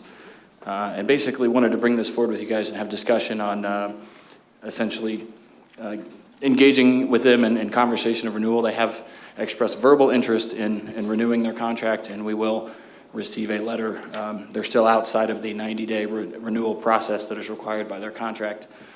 So I've been assured by them that the certified letter is on its way, so we will be able to begin that process. But I just wanted to bounce around the ideas with you all as far as the contract and discussion on that. Very simply put, right now they have 2 existing 2-year renewals. One item for discussion between ourselves and the vendor is potentially extending those renewal years beyond the 2 years. At this point, we're dealing with, and you guys actually brought it up with talking about the terms of the commissioners. So every 2 years, they're talking about a contract with a different group. This is something that we were looking to provide longevity to the vendor. Additionally, on the vendor side, it would provide them the opportunity to upgrade equipment and make capital investments into what they offer on the beach. So they're not, making a large investment for a potential 2-year period. They could do it for a 5-year period per se, and allow them to recoup any costs that they've had. As far as this vendor is concerned, we've received payment from them on time every month for the last 3 years. We've received their financial completion packet each year over the last 2 years going into the 3rd year. Excellent ratings as far as any of the online presence. We've never, in my time as the director down there, received any complaints. And any time that we offer any sort of activity or movie or anything going on down at the beach, they're more than excited to help participate in that, provide opportunities for visitors. And, if you went down there now and they see you struggling with your cooler at the walkway, they'll drop what they're doing, even if you're not renting from them. They'll pick your stuff up, help you find a spot, help you put your umbrella on the ground. So I personally think they really kind of show what the welcoming attitude and atmosphere that we're looking for on the beach. So we want to make sure that we have conversation with them and kind of move forward. But I just wanted to get some feedback from you all and make sure we're headed in the right direction with this.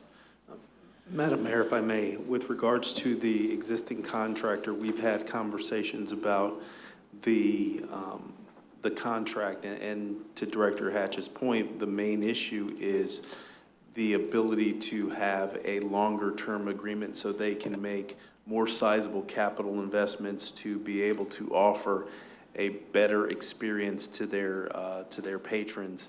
So they do find themselves in a situation where they want to invest. They've also even talked about the opportunity of increasing the contributions to the city with the hope of extending some of their operations in some places that we'll have further conversations with the board about, that we're working with the city attorney, because there's some other entities that are encroaching on some space. So we kind of want to establish clear delineation of where our vendors are and where other vendors are. But nonetheless, the contractor is willing to negotiate the terms and conditions of an agreement for a higher contribution, making more capital investments in their business to see it to continue to grow. And we haven't had any issues with regards to performance. There's not been a complaint that's been filed with the manager's office. So from our standpoint, we just wanted to see if the board was inclined to allow for staff to proceed forward with working out an extension to the terms and conditions and bringing back some options for you to consider at a later date. What areas do they have? Because it says see Exhibit B, which was not included in the paperwork. And that's one thing that we've, So I've actually, no to be, idea what area they have besides in front of the Archibald. yes. Off the top of my head, Archibald, and then if you go out to Johns Pass Park, it's the portion of land that belongs to the city, not those big heavy-looking the wooden beach chairs. Those don't belong to them. It's the section just beyond the mangrove area there, the little swampy area. And then they have a stretch of beach accesses. It's basically each of our beach, at the end of our beach accesses. They're able to go out at a certain point. Exhibit B does list them specifically, and that's part of the conversation. We want to make sure that this is better defined. I'm not sure where Exhibit B was on this, but we do have Tyler here, who's one of the operators with them. If you guys have any additional questions or clarification on that, but and that was one of the biggest things, just to clear that up and make sure that Exhibit B is better defined. And another thing I think that's important is that this board and previous boards have been very active in ensuring that everything is removed off the beach at the end of the evening, and that we adhere to leave no trace. And that is one thing that this vendor, time and time again, makes sure that they remove their items, they secure their items. When we had the tropical storm, and we communicated with the vendor that we would like for them to relocate their items off the beach, they did just that. They took their items completely off the beach, where other vendors did not do so. So there is a genuine partnership between the city and this vendor. I've heard nothing but positive remarks about y'all out there. I think you're great. I do have one question, though, for you. I just wanted to find out, do you ever intend on getting those wheelchairs that go across the sand? Actually, as for now, what we've developed is a larger aluminum cart with catamaran tires on it, which will hold a lounge chair that we are able to wheel all different types of patrons out on, whether they have trouble walking or other medical issues that in any other case they wouldn't be able to visit the beach. We do actually intend to, contingent upon renewals, acquire a different type of wheelchair, I guess more of a standard build. But at this point in time, we actually have built our own when we opened our business. We have them on both ends of the beaches currently. Okay, thank you. You've been very accommodating, and I have heard a lot of positive remarks. Thank you. Thank you very much. Appreciate it. Yes, Director Hatch, I would just like to make a couple of comments or ask you a couple questions. I was also concerned as to what constitutes Exhibit B, okay? Because in my weekend, I spent walking. Yes, ma'am. And I counted all the chairs. I counted all of the blue chairs, all of the yellow chairs, and all of the beige ones, okay? And all from Archbald all the way south to South Beach in Johns Pass. The only vendor that I saw marked at all, okay, and this is maybe where a problem is, or maybe not a problem, maybe it just needs to be clarified to me, was Sand Dune. That was the only vendor that had a place to actually rent a chair, okay? But I counted 115 yellow loungers and this is all the way from Archbald to South Beach, 101 blue cabanas with the umbrella, and I counted them 2 times. I walked Saturday and Sunday, and 34 beige. And the beige perhaps are saltwater destinations, I don't know, but the only reason I'm saying that is when you started your conversation, you said that that saltwater was either at Archbald or on South Beach. And that was the only place that I saw the beige umbrellas and the chairs. And they were not, but there was no signs for them, or no signs that I could see. And I walked the water, and I walked, at the very, at the sand line. Actually, if I could clarify that for you, at each of our lockups, Exhibit B, which I have, I believe, at my home office, on that Exhibit B is Johns Pass Park, which is South Beach, and then 130th, 31st, 32nd, 33rd, 30th, see them, yeah. all the way to 36. At 131st, we have a small storage lockup with signage, with chairs and umbrella pricing, as well as a contact number so that patrons can immediately get a hold of one of my attendants. I have that at every single lockup for our business specifically. We do our best to essentially not overcrowd the area. We place a few pieces of equipment out in the morning, generally because they're previously booked. And that way, moving from there, on busier days, people can actually contact us and say, hey, we'd like to rent a couple chairs, umbrella, and that way we're not putting out, 200 chairs first thing in the morning. We're starting subtly and then doing the work from there, also allowing, other patrons that have their own equipment to come out and find a nice spot right away in the morning. All of the yellow equipment, blue equipment, none of that belongs to my company, nor are they contracted with the city as far as I know. And to elaborate on that, that's the, I've had some further conversation with Director Portal about this, and it very similar to some of those parking lots. We have some beach chair companies that are operating without permission of the city. So that is the step one of this conversation, is to get things straightened out on this contract, and step two of this conversation is to essentially, we've got a lot of hurdles to jump as far as land use and business licenses and all these other things. And that is a separate presentation that I've put together, but I wasn't fully prepared to bring that forward because there's a lot more to it, unfortunately. But the goal is, because as he mentioned, as Mr. Evans mentioned, look at Irma, look at the end of the day, these guys are bringing their beach chairs up to where they're supposed to be. These companies that have no, business with the city just kind of leave them and go as they please. So we're in the process of finding the correct way to remove that and clear this up. So you would see, potentially you would see more of his chairs at those locations if those other groups weren't continuing to encroach on business. Because they were really, it was predominant. And whereas your beige, the beige equipment that Tyler told us about, was not encroaching on a lot of private umbrellas and private, cabanas and stuff like that.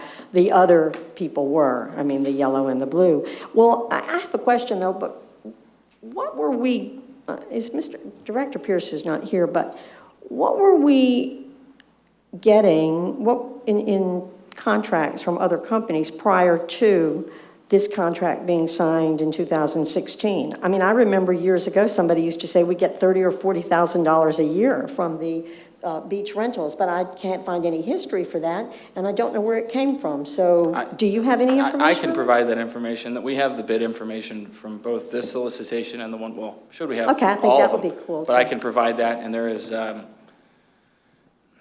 there's a lot of different stories floating around, so I won't get into that, but I can provide the information for you just to get a clearer. We did have 2 companies bid this most recent time. Is this something that's ever been considered to, I know when this contract was done in the 3-year period with 2 additional, it says 2 additional 2-year periods, but it says 2 additional 2-year or 2 additional 1-year renewals? 2 additional 2-year. 2 years, okay. Was it put out to bid at that time in 2016? Okay. So surely we can get the history on that. Okay, thank you. And Madam Mayor, if I may, another provision in the agreement is the amount is contingent on the performance of the company. So as the company continues to grow and continues to perform and continues to make investments, the city stands to benefit more based on the contract. And they have to provide us basically audited financials from a CPA firm on an annual basis. They drop that off to us, so we get that. So we see it firsthand. I do have one other question with regards to a beach concession. If a person rents the $25 for the chair and they get hurt on the chair, whose liability is that? They carry insurance. Pardon? Their insurance, they carry. Oh, okay, so it's their insurance, Yes. okay. Yes, I saw where it said that we require the insurance coverage, okay. Yes, my only concern here is apparently they're doing a really great job, and I appreciate that, thank you. But is it our fiscal responsibility to the city, to our residents, to go out for a bid? To go out for a bid? I think, the question that Commissioner Weinstein asked, when I provide the history of the bids from what I've seen from 2016 and what I saw from, I don't recall the exact year, will give you a better understanding of why we are where we are. I think in my personal opinion, I think the bid before the 2016, so 2 bids ago, I believe there was some misconception as to what they were bidding on. I think the group that won the bid at that time, while it was beneficial for the city, it was not beneficial for the operator of the beach chairs at that time. Looking at the history of that bid versus the current one and the one before that, there would be, if it was on a chart, there was a definite peak by quite a bit of money. So I think there's just some misconceptions. And again, I'll prepare that for you all so you're aware.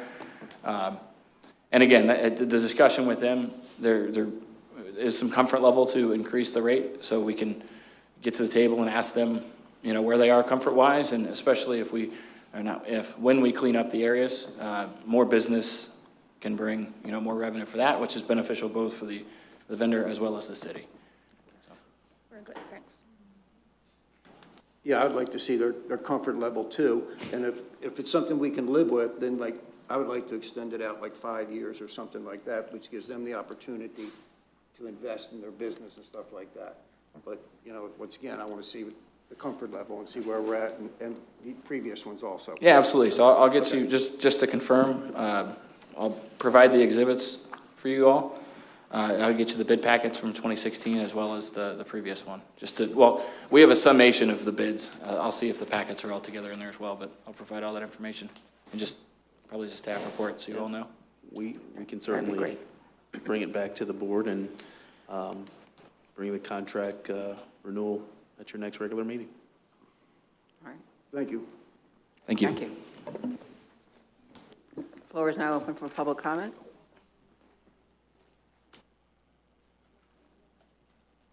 Getting my exercise today.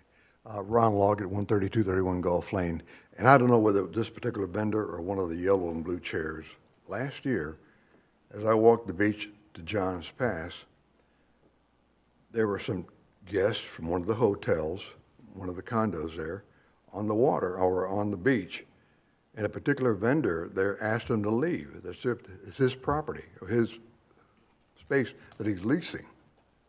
Now, I told the people, you don't have to move, that's not their space. Now, whether I was right or wrong, I don't know, but I'd like to get some clarification on that as to what are they actually leasing, and how far, up to the high water mark, or what? And if you increase the number of chairs, does it increase the number of land that they get? I don't know. It may not be this particular vendor, so I don't know who it was, but it could have been somebody, one of these people. And the other thing is, what are we doing about these people that come on the beach and just don't have a contract? Are we enforcing them to you can't do that? Thank you. I've got a question for the gentleman.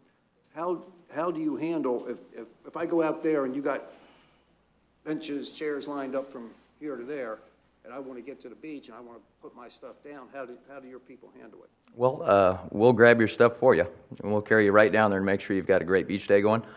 We have made it very, very, very clear between myself and my partner, as well as our employees, that no matter who you are, where you're from, whether you're renting or not, if you come out there, we're going to do everything that we can to make sure that you have a great beach day.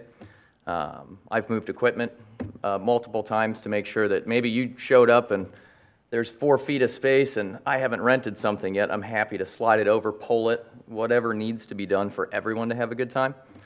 It is a public beach, and we do tell people that constantly. First thing in the morning, when we're setting up, we'll have people actually ask us, hey, am I in your way? And absolutely not. Do you need a hand? What can I do to help you have a great day at the beach? That's a big point for us, is that everybody understands that, we're all different walks of life out there. We all have a lot of differences, but we have that one thing in common, that we're all there to have a great day on the Gulf. So that's a very, very strict rule of ours with our employees. So never a problem. Come on out, by the way. We'd love to take good care of you. Thank you. No problem. Does anybody else wish to speak?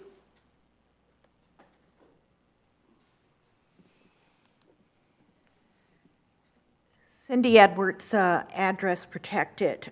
Director Hatch, you said the yellow and blue people don't have a license to operate on the beach.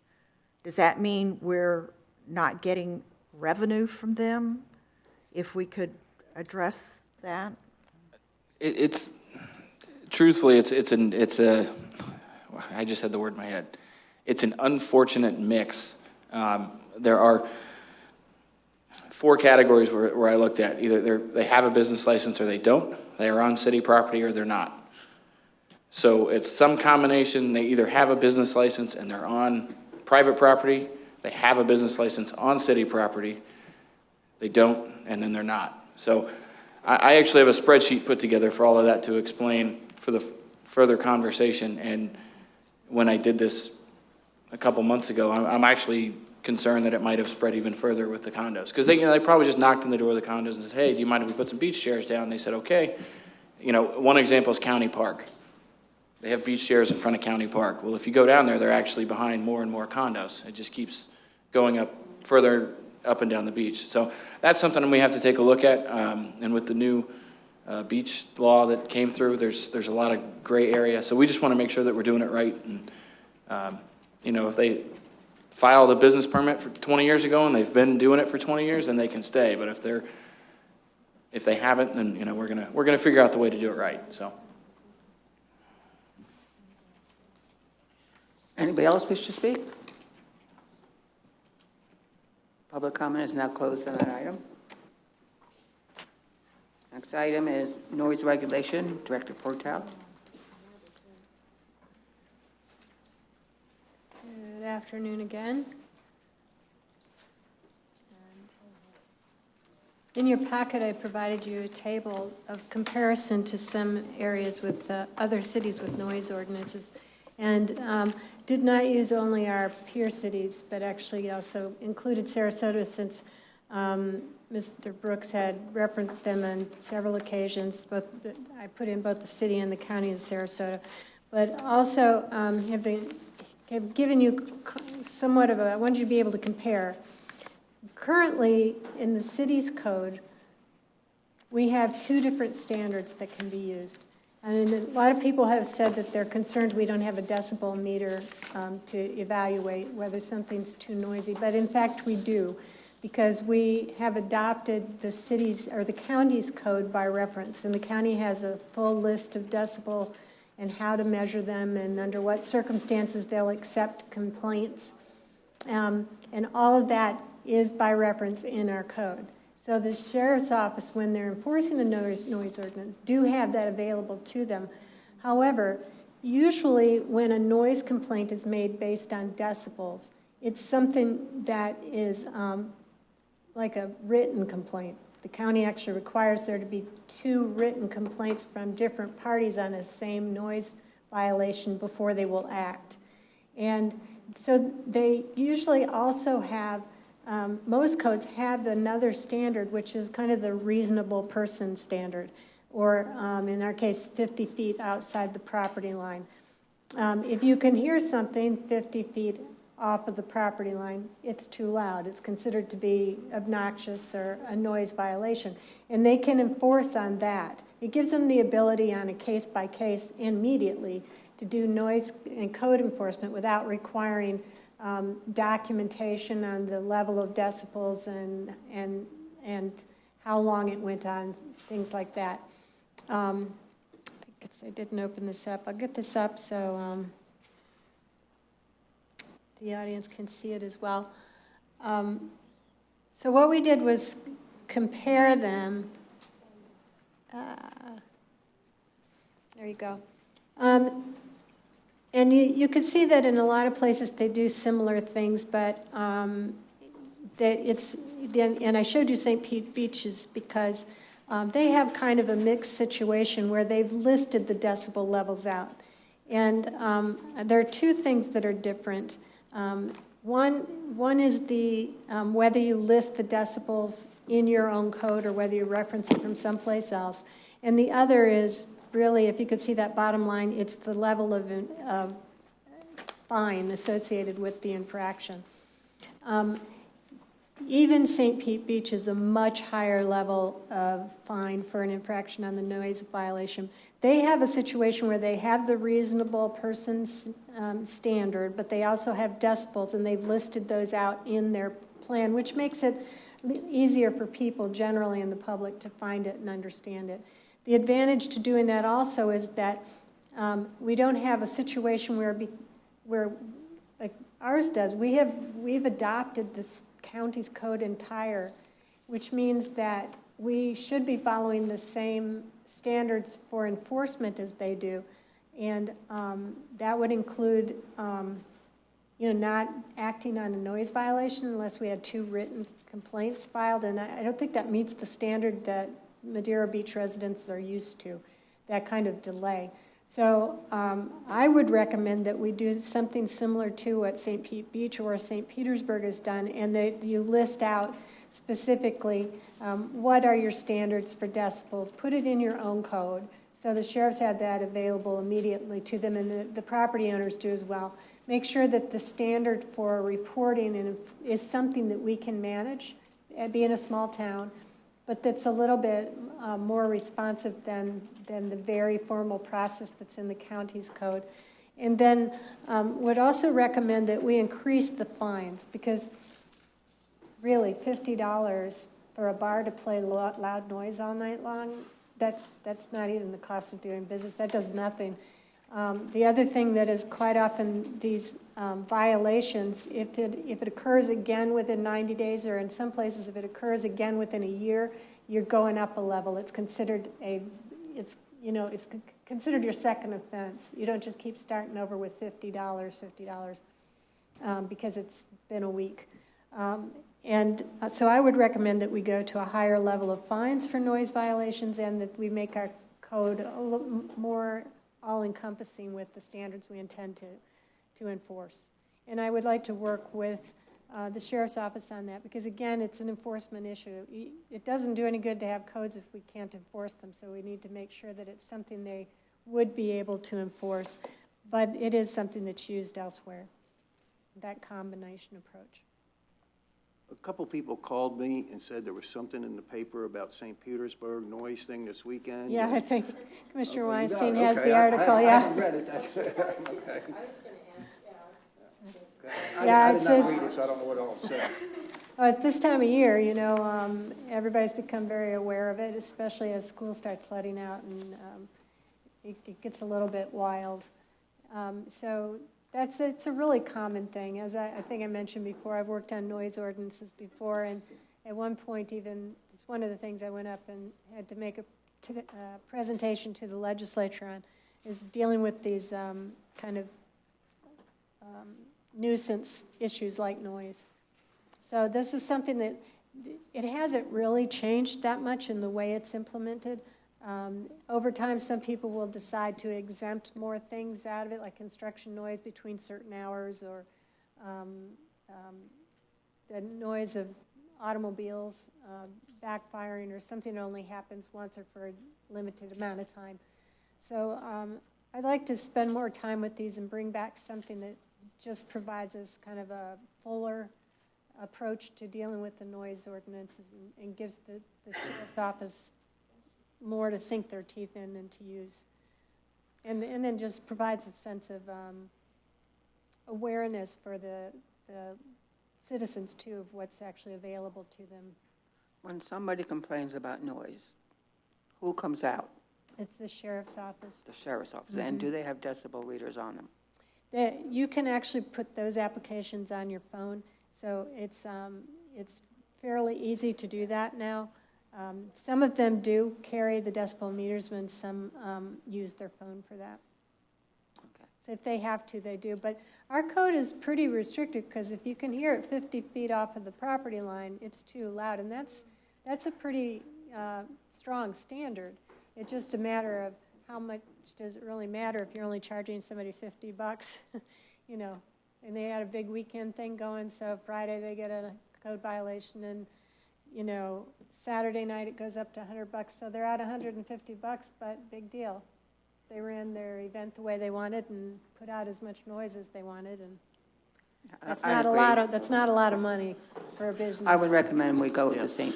Pete, 150, 250, 500. But I will look at the St. Pete ordinance again. I ran out of column space, and I didn't want to make it, well, you can't see it anyway, too small that you could even read it, but there's all kinds of places we can compare to. Usually St. Pete's keeps really kind of on the cutting edge with the regulatory Madam Mayor. matters. Oh, I'm sorry. If I can have Deputy Schneider kind of address some of the things that we're discussing about as far as the county's ordinance and the decibel readers, and if the, the reasonableness test and all those factors that we look at as far as the enforcement element, because I believe that if they are using decibel readers, they have to be calibrated, and there's certain factors involved in it, so. Good afternoon. Is this thing on? Can you hear me?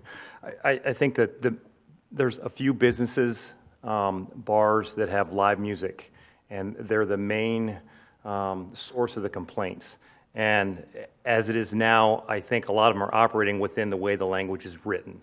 They're playing until 9 o'clock on weekdays, until 11 o'clock on Saturdays and Fridays and Saturdays. So those are some of the complaints. And the code is sometimes difficult to interpret because it says you can have the music up until a certain time, but then it can't be heard from 50 feet. So, and that's outdoor. So if it's inside their structure, but you can hear it. Is it in violation past the 50 feet? According to the code, it would be. Another source of complaints that we have are city-sponsored events where we have music and we get the neighbors that complain, and the code says that if it's approved by the city staff or the rec center, almost every carnival or special event, we receive a code complaint about noise, and it's something that has been authorized by the city. It usually has a cutoff time, it's specified in there, and we have to go out and explain to the person that's complaining that it was approved, authorized, and this should be the end time. And if it goes beyond that, then we can go out, respond, tell them that it's time, it's past your time, and you have to turn off the music. So, and as far as we are not issued decibel meters, we're supposed to go through training. We have not done it yet. The problem with decibel meters on your phone is it would be subject to evidence if you went to court. And I believe if the attorney can back me up there, I wouldn't want to open up my personal cell phone to any evidentiary search. If they want to test so using your personal device might be a conflict when you have to go to court. Yeah, I helped write the noise ordinance for the city of Key West, and we have the officers there using city-provided decibel readers that are properly calibrated. It was interesting because during the spring break with the wet t-shirt contest down there, they were using phones, and the bars had their own decibel meters to judge whoever was the loudest won the contest. So they were trying to scream louder. So we wanted to make sure that we had properly calibrated the equipment that would hold up in court. We also did have a two-prong approach. One was a nuisance-based standard, should not interfere with nearby residences, and they also had the decibel standard as well. That way there's a backup and it can be written up either way. If one were to be knocked out, then the other one would survive. And the other thing the interesting thing that the city commission did for Key West in that ordinance is they said you had to give the bar a mandatory warning so that the officer would go and give the bar a warning, at which point they could turn the music down. And only if they didn't turn the music down and they had to come back again would they be written a ticket. And then after they got 3 tickets, they would lose their outdoor entertainment license for the year. So there was a soft period with a warning, but then a heavy stick at the end that achieved compliance. We typically have a season for noise complaints also. And I've been in the city almost 5 years, and when a lot of the people that live here are seasonally, we tend to have more complaints. We encourage people, because we have 2 deputies working at night, and if they're on other calls, we encourage people, if they're hearing a noise problem, to report it. The non-emergency line, the 582-6200, to report the noise so that we can go and at least listen to it to see whether it's within the time frame that's allowed and whether it's reaching past that 50 feet. And then we've got commercial areas too. Some of this is commercial. In a residential area, it's a much easier thing to address.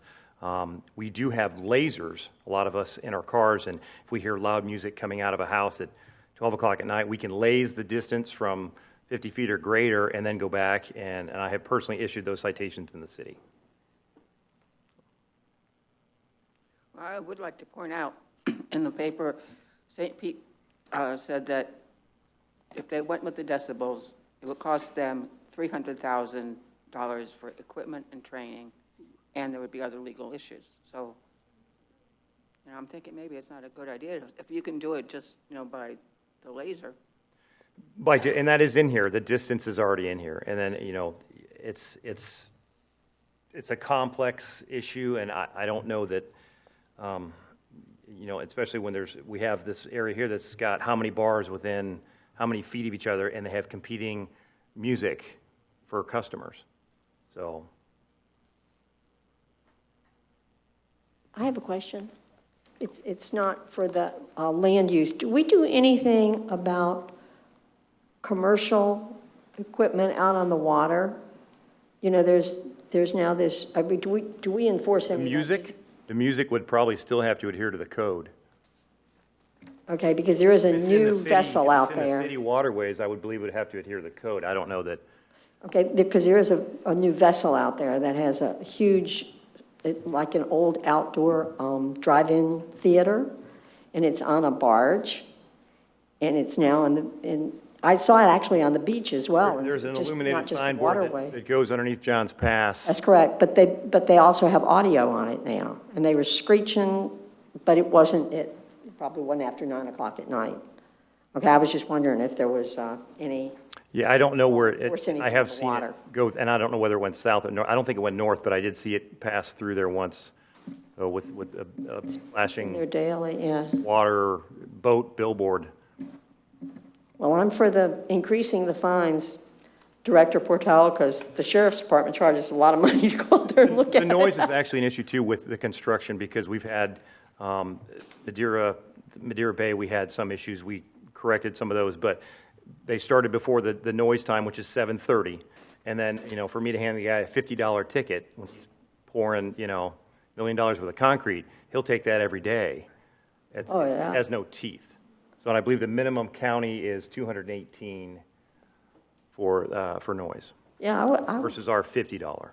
Right, I would never think of less than $200 for certainly give them a warning, okay? And then, that's what I was reading in the St. Pete, they went back to the original, to their first system, not on the decibel thing, and it's, businesses violate the ordinance will receive a written warning. The second and third violations within a year of the warning will be $500 each. And then the fourth violation, when that kicks in, the city has the option to suspend the business's sidewalk cafe permit or late night operating permit, take the business to court, or demand a plan to mitigate noise in the future. But I will certainly pass this along to Director Portal, because I thought it was very interesting, because at first I thought, oh yes, we need to go with this sheet and use the St. Pete Beach and just go higher than that on the fines. But then I read this article and I thought, gosh, it might be more plausible, I guess, to look at it from that approach, but thank you.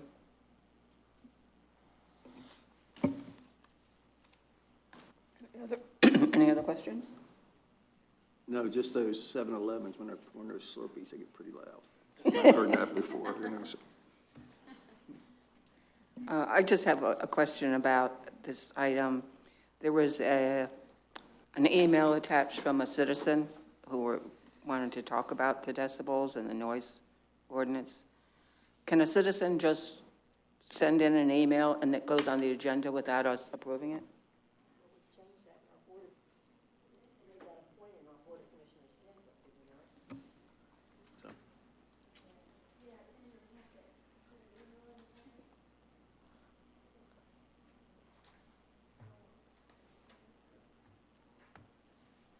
We said that an individual had to be in attendance at the meeting for us that we would not read into anything. That was in the Board of Commissioners handbook. Is that what you're asking about? So exactly what did it say? I think I probably have it. Are you saying that a citizen can do that? No, I'm saying we can't do that. Can't, okay. I'm sorry. I misunderstood. I'm sorry. Because he specifically said Can the commissioner's agenda, can it be put on the agenda to be addressed? Oh, So I'm just asking how it got here. no, I did not put that in. I don't know where it came from. I know. So that would be the city. This item was on anyway, just because the commission had been asking for it, so we put it on, but I was not the person who added the email in there, so.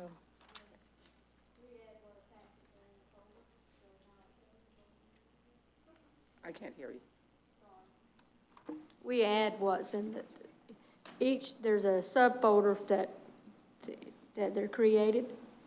And so whatever attachments are in there, we upload. And that's how we know if there's items in there or not. And if the item's going to be verbal or presentation only, they're supposed to let us know, then we know that there's nothing in that folder. But for this one, apparently this email was in there, so. But anyway, I think that a citizen can email, but, I mean, it is a public document, and how it got in there, I don't understand. I uploaded it because it was in the folder. We just do the attachments, and there they are. So you're saying that we did agree to bring this forward as an agenda item? The Mayor, I noise, can't yes, hear, you- we yes, can't ma'am, hear what you you're did. saying, Mayor. I'm sorry, it's just too soft. You have to talk into the microphone. Thanks. You're saying that it was brought up at a workshop to talk about it? Yeah, Yes. but it was a couple months ago or so. Okay. Yes, ma'am. Yeah, We had a discussion in it and everything. Okay. So anybody that sends an email to the city that goes into our BOC workshop agendas? No. That's what. No, that's not what- No, That's the other question. That's what mayor is asking. Right. Right. Am I correct? Right. Yes. We, No, it I was know in the the staff, folder, so it got. we don't put items on because we're directed to by a citizen. Only technically, the commission has to set their own agenda. I'm not sure where that came from. I didn't put it in the folder, but anybody who has access to the W drive can put stuff into my folder. It was and probably here- one put in there by reminder or something. So I'm not sure where it came from. It's not the reason.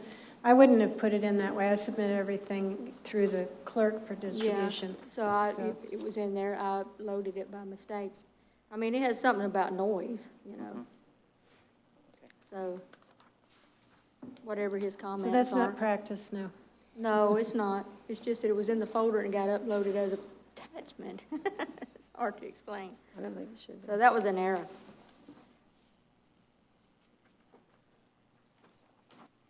I think we're done then. Thank you, Mayor. Thank you. We'll look forward Thank you, to coming Deputy. back with something with more teeth in it then. The floor is open for public comment on this item. The floor is closed.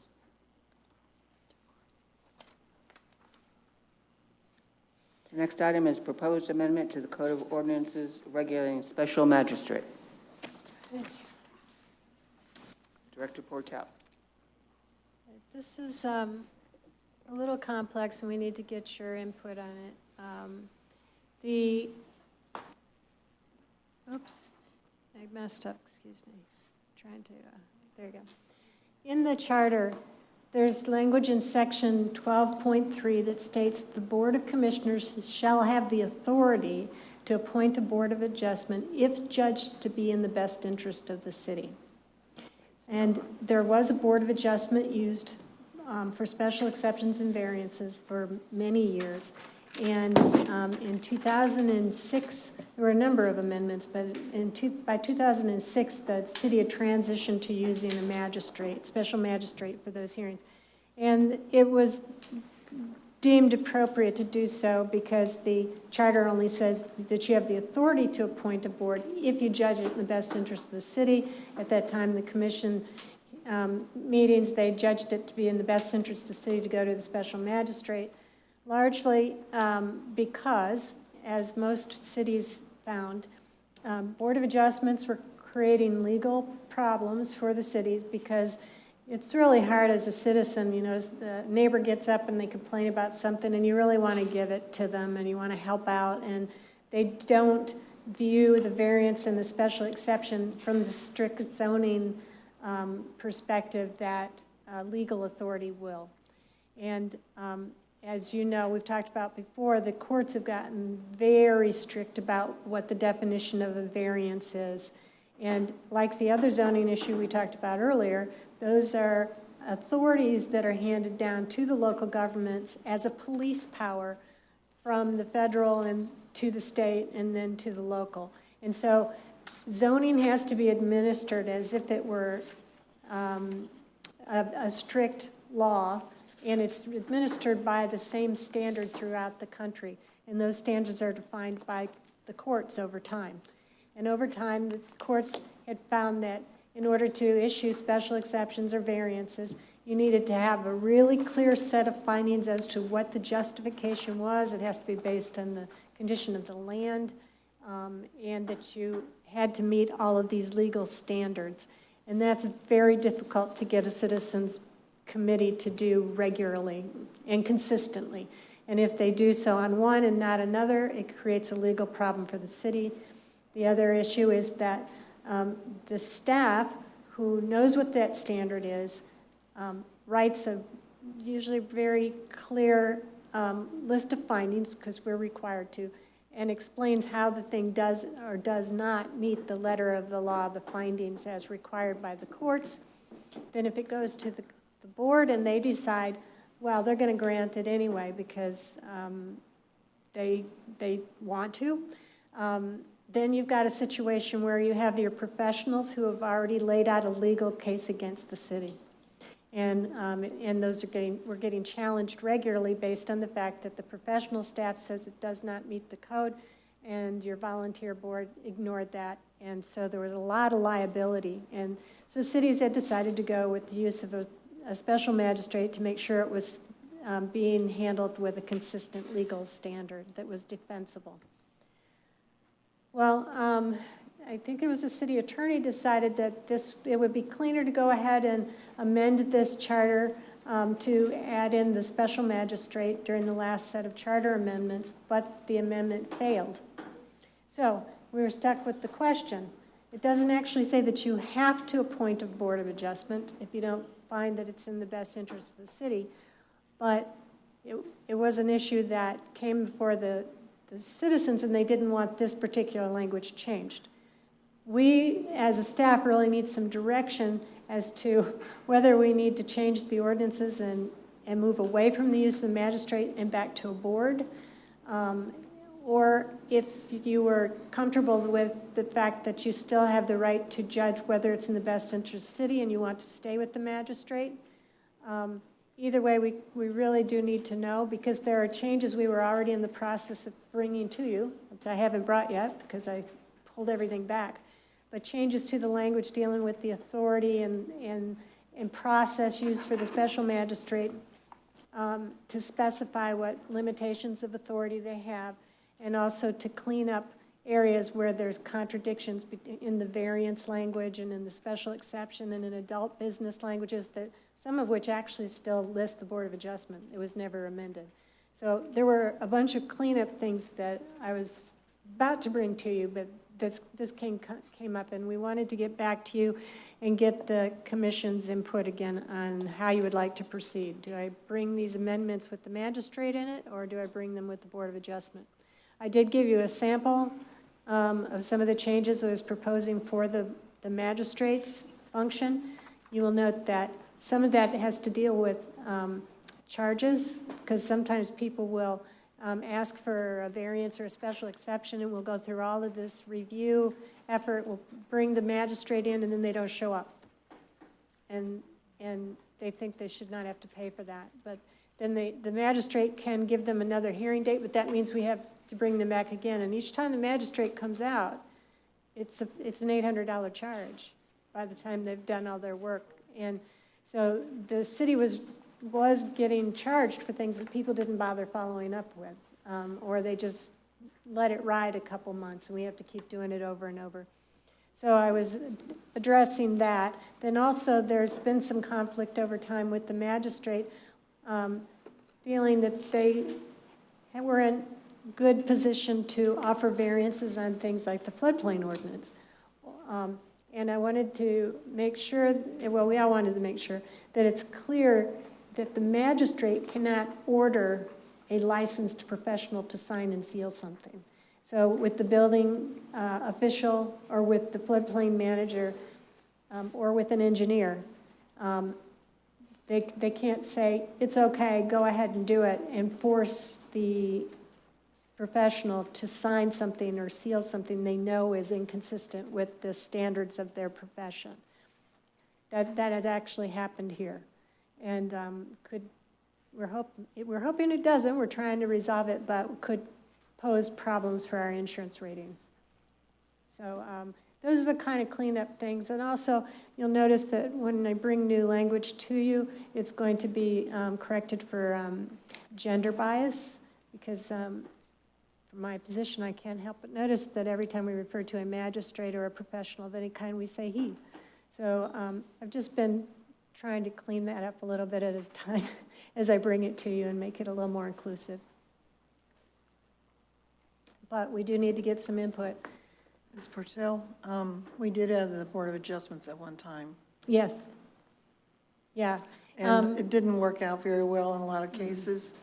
I think the fact is that if we had someone on the panel or the board that had the credentials for this and could make the decisions for the variances and special requests and so forth, you know, it might be different, but it was not good the first time.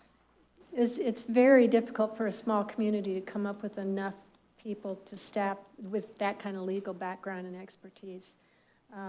It's very difficult, which is why so many went to the magistrate. There are also expenses involved with this. Like right now, the magistrate is kind of a self-contained operation, so they provide all the legal. We will have an attorney here. Ralph will sit in, or Julia will be here, depending on the issue. But they don't have to write up the opinion and everything. So if we went to a Board of Adjustment, we're going to have legal cost on our end of preparing the opinions. Also, then we'll have to staff a full board as opposed to just getting things to the magistrate. That adds staff time and more explanation probably in the packets. And most of our boards, for regulatory purposes, we get laptop or tablets or something so that they can access the material online. And so there would be additional costs associated with switching the system up, and we'd have to reflect that in the budget.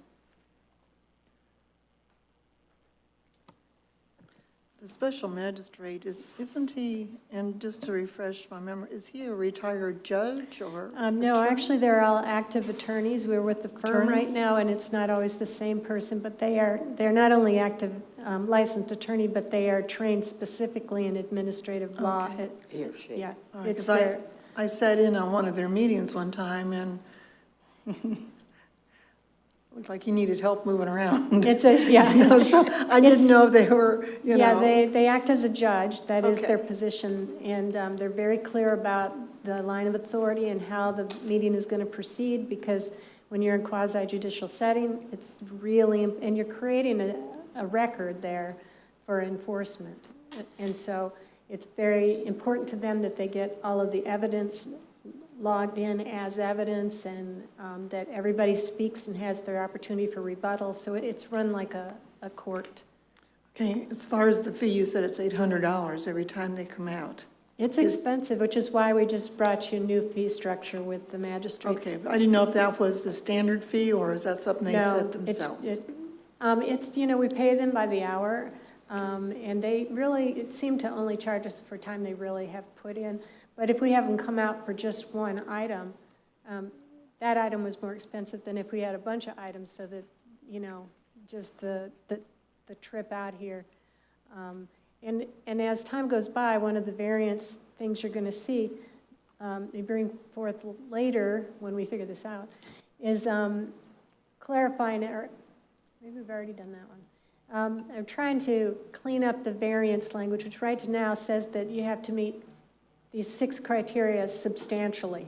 And the courts have been pretty heavy-handed about them, people meeting all the criteria. If you're going to vary from your code, you need to meet all of these criteria. So we were preparing an ordinance to reflect court decisions that said all of the criteria instead of substantially. So I expect that the number of variances will go down, but sometimes people decide to try anyway.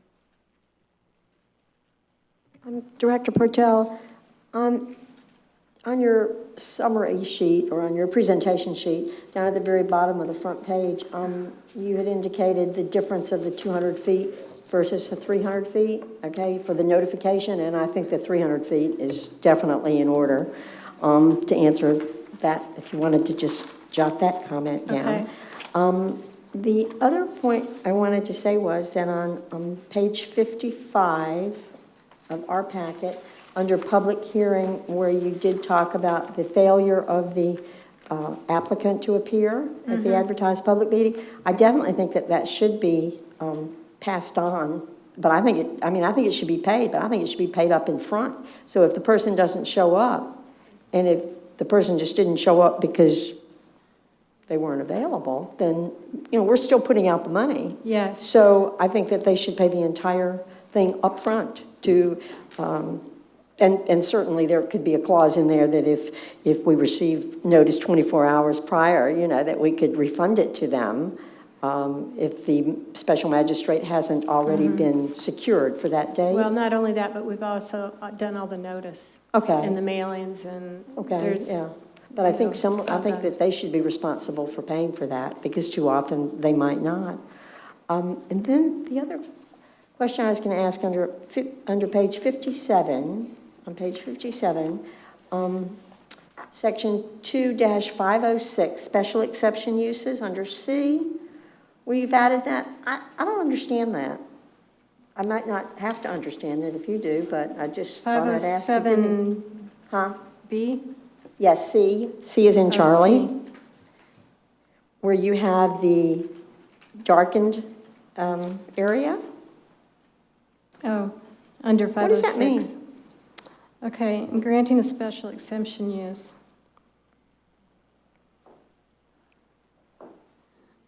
Yes, it used to just say that it will not adversely affect the public interest,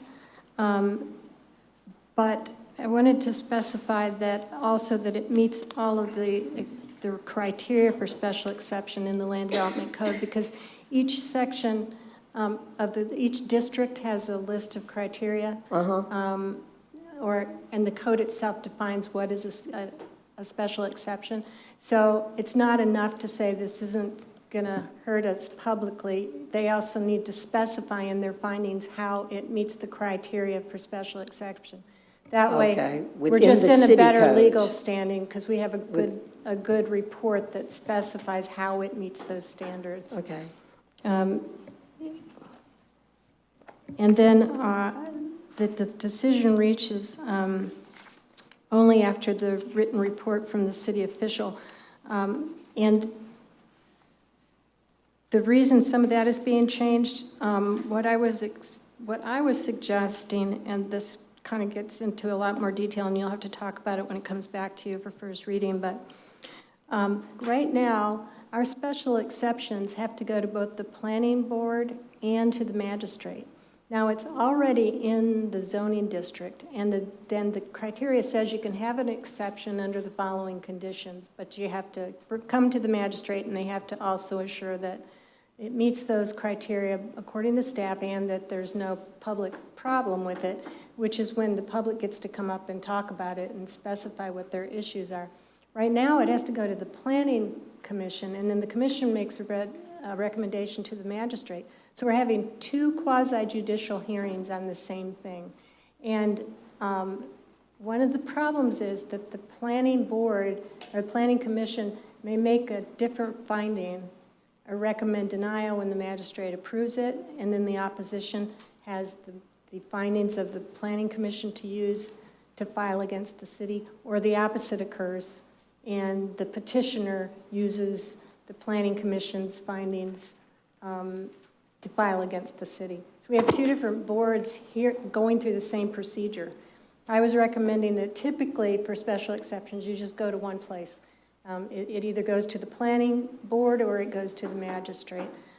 In this case, the charter actually says that this function was all wrapped in with that Board of Adjustment function, and if we were transferring that all over, variances and special exceptions were being handled by the same entity. And so I was recommending it go directly to the magistrate. This section has been amended repeatedly. For a while, things went to, there were like 3 or 4 different times they amended this to get to this point where, and there were a number of other things that used to go to the Planning Commission as well as the magistrate or the magistrate and then the City Commission. It's been changed around a lot over the years, and I thought that this one may be just a vestige of changes that didn't follow throughout the plan. But that's something you'll have to decide on first reading. The Planning Commission didn't want to give up the authority, and they recommended that we not make that particular change. So in my presentation on the ordinance itself, I'll let you know that the Planning Commission's recommendation is different than the staff's recommendation. Well, I think we have a consensus, but I'm not sure, that 300 feet would be the standard, and that we would like to have a board of magistrate and pay up front. I didn't hear everything you said, Maggie. Oh, sorry. It's either a board or a magistrate, not a Right. board of magistrates. There's a Yeah, board it's of a adjustment special or a magistrate. special magistrate, which is one person. A special magistrate. To have a special magistrate pay up front, and the radius would be expanded to 300 feet.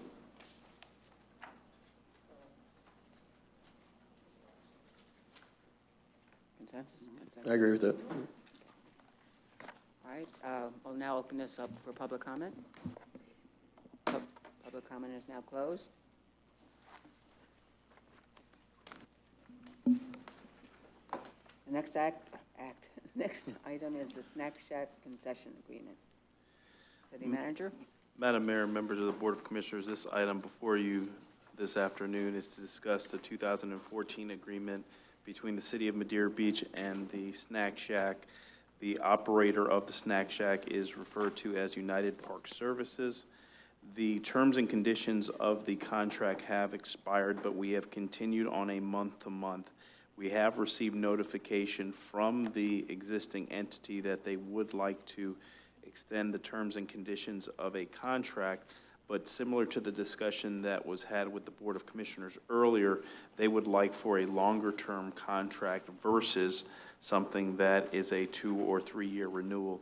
From the standpoint, if they were to make capital investments into the business and the business operations and the exterior, that they would be able to reap the benefits associated with that capital investment.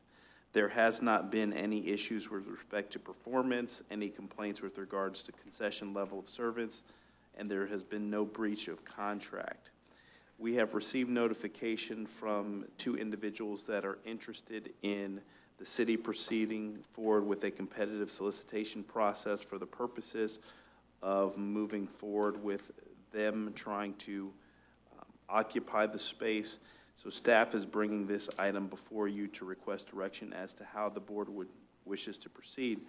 If you would like the staff to proceed forward with the competitive solicitation process, we would have to work with the board to set the parameters. If not, the board can instruct staff to move forward with finalizing the terms and conditions of a contract renewal. We have shared a proposed contract for a renewal with the existing operator, and they have sent back a document that was signed. That was not our intent for them to sign it because there's some other elements in there that we need to discuss, but we are pretty close to being able to resolve the matter if the board's desires are to effectively move forward with a contract negotiations. One of the things that the contract calls for is a proposed longer term, as well as the city assuming the responsibility of maintaining and managing the custodial services at the existing facility. Right now, we believe that based on the sheer volume of folks that visit our beach, that it's in our best interest as a city to maintain and manage the restroom operations there.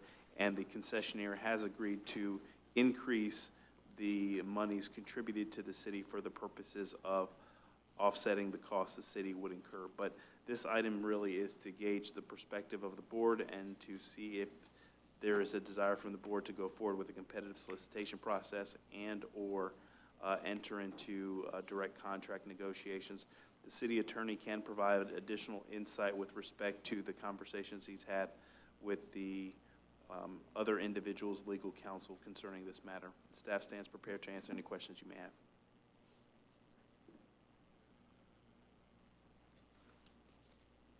The only thing that I see, is this right here where the staff, you've been informed that the other people would like to do it and they've obtained legal counsel. Can they come back and sue us if we don't put it out for bid? What is our options here? And that's what this did not really tell me. Well, we have received correspondence from an attorney for a prospective bidder. Their position is that the contract has expired and it should be put out for bids. And they didn't come right out and say that they are going to take it to court, but they made their position known that they believe that it would be invalid. So my advice would be to go out for bids. This concessionaire can bid as well as anybody else, and you can compare the proposals that you get. Two things on this. Number one, I don't know why the board was not advised when the contract was coming, when it came up, when it expired. Why are we just hearing about this now, several months after or past the expiration date of the contract? Number one, that bothers me. Number two, I think it should go out for bid, but we can do it for a longer term bid versus, I don't know what their previous contract, how many years that was. If you want to go for 5 years, I would recommend you go out for bid rather than just the shorter extension periods. Yeah, and I think we did go out for a 5-year and just start locking things down for a period of time.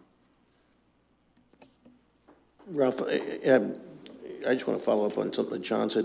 What are our options? I mean, do we have the option of just renewing a contract for 5 years without going to bid?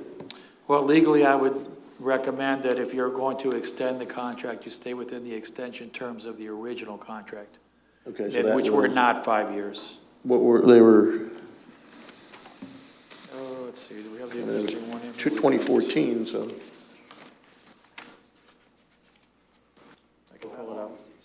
I think it was 2 years or 3 years. Yeah, I think it was 2 years. I have to find the section here. I'll find it. So you could do a 2-year extension. Could do a 2-year extension. I would not recommend going to a 5 year since that was not contemplated within the existing agreement. If you're going to go to 5 years, I would go out for bids, and then everyone can bid on the next 5 years on equal playing field. And if they're going to invest money in the business, I think it's better to have a 5-year contract rather than, in 2 years it's going to come up anyway, and have to then at that point send it out for bid. So, what do we do? Well, I agree with you on that, except there's the only point I'd make right now is they've already invested. I mean, if you saw what the old Snack Shack looked like and you see what it is now and the amount of money that they poured into it at this point, I'd be weary of what we'd have walk in the door after that, you know what I mean? So I'm sure they'd win a bid anyway if that's the route we want to go, but since we're already kind of behind the 8 ball on this, what do we have, Ralph, I mean, what's our exposure now that we're going month to month? Well, first of all, I did look up the original agreement. The original agreement in 2014, March, was for 5 years, and then it said that agreement can be extended for up to 3 additional 2-year periods. Technically, they should have given us the request to extend within the 90-day period prior to expiration, which would have been March 3rd. I don't think we got an email until about March 12th or subsequent to that, but within March, but it was a few weeks late. They've continued to pay their monthly concession fee on a timely basis, so they're still on time. So if you wanted to waive that particular requirement, it's my opinion, you probably could. But if you were to do the extension, I would recommend you stay within the term of the original concession agreement, which is a 2-year term. So you could extend now for 2 years, which would give them a total of 7 years to recoup their initial investment. But then after that, you would have to go for either an additional 2-year or go out for bids at that time. And then you'd have one more option to go 2 more years or go out for bids at that time. And to the city attorney's point, the proposed term that, in conversations that I've had with the concessionaire, it is a 5-year term with one 5-year renewal option between both parties for the purposes of, like it was stated, to make some significant and continued capital investment. As a sovereign entity, you do have the ability to enter into contracts with whomever, as long as you go through the process to make sure it's publicly noticed, those types of things. The other thing is you can go out for a competitive solicitation process. I can offer you a great deal, but the reality is, are they able to deliver on what they say they are going to deliver on? So there's some unknowns in the process. You can put out a request for qualifications and see if who comes in, and if you think an entity has the wherewithal and the ability versus a proposal to say, we're willing to pay X, Y, and Z. I think the board's probably looking for somebody that has the capabilities to run a successful operation, as it is a direct reflection from the city. So if you are going to go out for a solicitation, I would rather you go for a qualification versus a proposal, because a proposal, you're looking at people providing numbers and what that is versus do they have the skill set and the ability to run a successful option? Because we've all seen situations. The beach chair situation is a perfect example that they may contribute more to the city, but the level of service and the expectation may not be what this board is looking for. I have the dates too for your commissioner. It was March 12th that they asked for the extension, when it was actually due on March 3rd. So they were 9 days late. At this time, do we know anything about this other party that's interested in taking over or wanting to take over? No. No, we don't. Could we go on a month-to-month for, let's say, 6 months and put out the request like the city manager said, and then look at it again? And, yes, you can do that. And then do I would like to see a 5-year bid with an option for a second 5 years. Whoever comes in there gives them, if they stay, because they've built up a heck of a clientele, so if they stay, then they can invest in it, or, whoever is there, whomever comes in, would, they'd have the option, to really build the business, and so you're looking at a 10-year period pretty much, with the agreement of both sides for 5 years, for an additional 5 years. There was a discussion too from the existing vendor about the impacts of the red tide upon their business. I don't know if it's possible, certainly would be nice if there was some kind of business insurance you could get for red tide. I don't know if they offer I saw something that. like that. I highlighted that in my notes, the red tide and the restroom part was the two big things that I highlighted in this contract that I saw, and I don't think the city should be responsible for a business. We're not doing any other business and saying, hey, if somebody of John's Pass doesn't do good because of red tide, we're going to help them out. So I think that needs to definitely come out. So sorry. If you're not doing it for every business on the beach, then you don't do it for that one. Yeah, I definitely agree with that. I also like the idea of a 6-month, month-to-month on the existing tenant, but do go out for a request for qualifications and make it a 5-year initial with a 5-year renewal. And in that way, I would think that you are trying to get the best of the best, because you're looking for a long term. You're looking for someone to input something into the business to be the best reflection of that business. But I think it should be bid out. And yeah, red tide's a cost of doing business. We lost a lot with the city too, so. The other thing that I remember before they came in, there used to be people would rent the part of the where they have tables and chairs outside. They would rent that area from the city for weddings and stuff like that, which they can no longer do because of the way it's set up. So the city is losing money by just not being able, because I remember back in 12 and 13, there was a lot of weddings and receptions held on that deck. and the city's losing that money right off of hand, you know?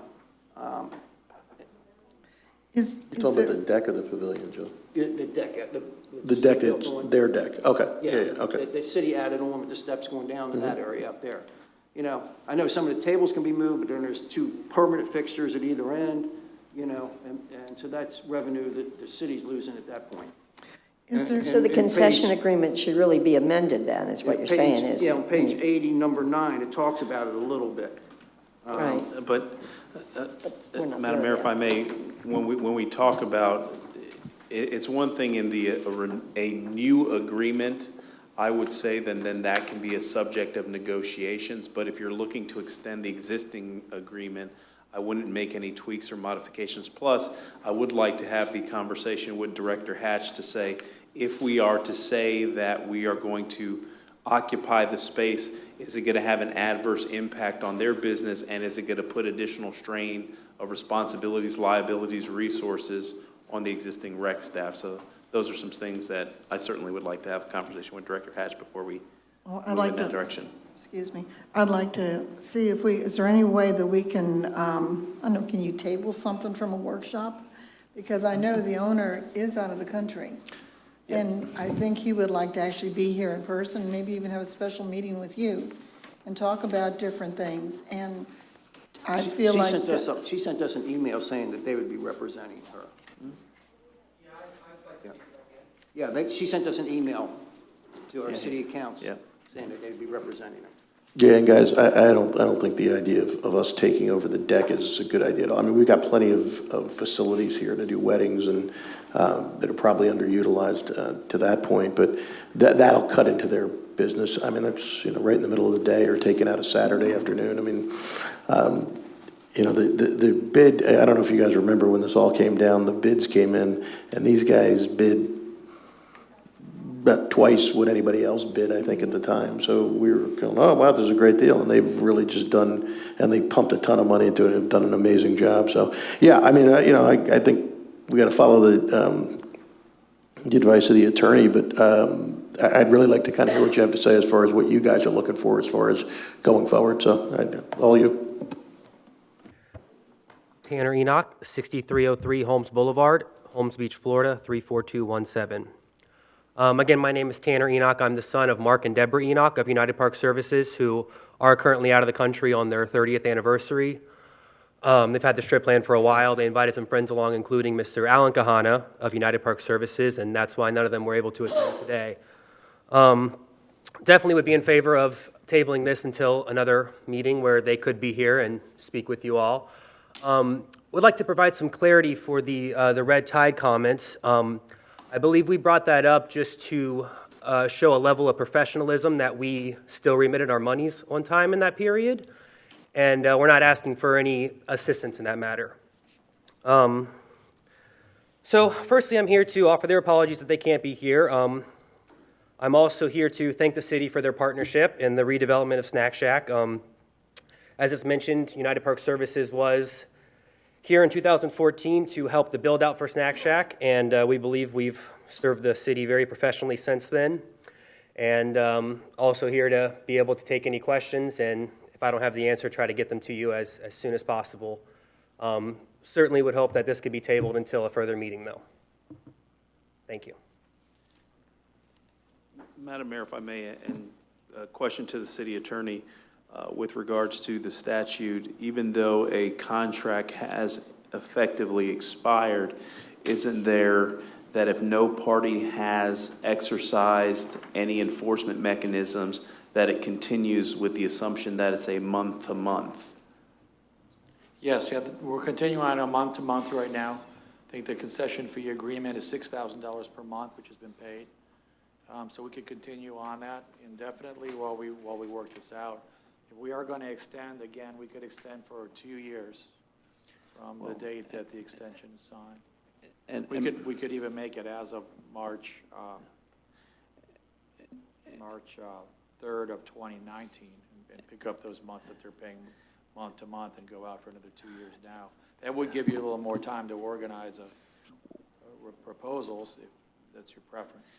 Madam Mayor, if I may, in my conversations with the owner-operator there is a desire for a long-term agreement. So I think to the Vice Mayor's point, probably the best thing would be to continue on that month-to-month, and then if the board wishes to proceed forward with a request for qualification packet or what have you, and then look to enter into a longer-term contract, because I think if you go forward into a 2-year contract, you're going to find yourself in the same situation 2 years from now when this vendor is excited about the opportunities of making some sizable investments and noticeable investments into the snack shack, just on the conversations I've had with them.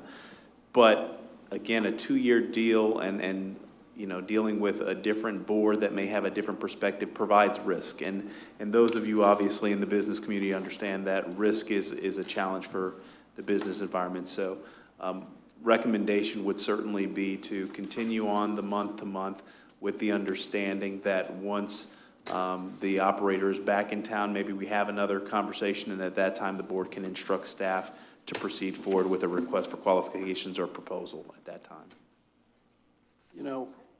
I would think a month-to-month is all right, but I would want to put a limit on that period. Within the next 60 days or 90 days, have the current, and then we'll know if we can, then we'll be able to go out for requests for qualifications. But to continue it only for like 60 days, because look at time goes by fast, so I think we should make the commitment that way. And sir, you said that, you weren't looking for anything if it was red tie or something, but in this contract here that you guys signed, it says, in the event that Archibald Memorial Beach Park is closed for more than 7 consecutive days as a result of red tide, a named hurricane, or oil spill, or the closing of 150th Street Bridge as a result of act of God, then the concession fee shall be reduced in proportion to the number of days the park was closed. So it is saying that in there, that it's going to be, you don't pay us as much if there's a red tide out there or if a hurricane comes. So it does say that. Madam Mayor, if I may, that provision was back in the original contract back in 2014, so that language wasn't modified to include the new contract. It was just something that was standard. And it's not an uncommon provision when you're dealing with a government entity that is leasing space, and it's so contingent on multiple factors that in the event that we had a named storm and it decimated the area and there's no opportunity for people to come here, would you still look to assess that $6,000 a month when there's nobody here? So this was just signed, Jonathan. This was just signed on the 16th of April. It was a draft. It wasn't. They signed it, but it was a draft. And it was also in the 2014. It was in the 2014 never agreement, exercised. but we never exercised it. Yeah. And is the reason that it was in there, like you're saying, though, because the quit claim deed is all going back to Archibald and all that? Okay. Right. And So that, it was a but it doesn't carry. mean we are. It doesn't mean we are responsible for it then. I mean, Right, it doesn't mean it, but it gives you the flexibility in the event of that situation that you can sit down with the operator and say, we know that nobody's been on our beaches for, 90 days. I'm not expecting you to come up with $18,000 to, you have the flexibility, but that is the language that was executed, and that's the original language from 2014 that we carried over to the new. Okay, because I don't like that language either. Yeah. But I'm certainly willing to wait and have another meeting, but definitely we have to provide for that meeting within 60 days. And I can get with the operator and cool? find out when they'll be back in town, and we can get something on the workshop. Do we really need to table it, though? Shouldn't we just go forward? It still would have to come back to you by virtue of if it's a month-to-month, I would then request that you probably do an addendum since there's some interest on the board saying for a time certain, or if you wanted to say a 2-year term, then the attorney and I need to modify the agreement and bring that back to you at a regular meeting. So it depends on the pleasure of the board. Well, I think at one point it does need to, probably the request for qualifications will need to be done. I think but I think it's giving the opportunity for the current concessionaire to address us personally. So I think that's fine. But I don't want to do it 2 years. I don't want to go 2 years or even March of 2020. I want to make sure that we have the meeting, you know, or that's my suggestion, is that we have the meeting with the concessionaire, and then we determine that we're going out for bid. But certainly, I mean, not bid, I'm sorry, request for qualifications. I mean, I think that's professional. I think that's our responsibility, I guess, as a board. I mean, I feel it's my responsibility. It's public stewardship of funds. Well, we need a consensus here. I would think 2 years is great. Look, you know, between these guys and our beach chair guys, they have made that Archibald experience. That's one thing we do right around here, guys. I mean, these guys are fantastic. My grandfather always said, if somebody's paying you money and you don't have to do any work to receive it, then put a smile on your face and take their money. And you've got just rave reviews about these guys from everybody. And if we can, I mean, heck, I'd go 5 years, but I mean, I don't want to get anybody, you know, I don't want to get on the borderline here. Although when I heard Ralph read that, it sounded like we had if somebody has the option of a 5-year renewal. What do you guys want? Do you guys want 2 years, 5 years? What are you guys looking for? Do you know? I don't have clarity on that answer, but Okay. if it sounded like we didn't have the opportunity to get the 5 years without legal ramifications, we certainly would be happy with maintaining our current contract. Okay. Yeah, I mean, I would say let's move forward and do 2 years if we're legally allowed to do so, and then we can address it at another time. But these guys have sunk a lot of money in there. They're doing a great job. Man, if it ain't broke, don't fix it. Let's just keep plowing forward. Yes, I think that's a great idea, and they've proven themselves. I mean, they've done a terrific job. And not only just working at the Snack Shack, you're all involved in a lot of community events that are going on, too. You're very active in everything that we do here in the city. So, you know, it's just been a really great experience for us as a city, and I want you to stay. I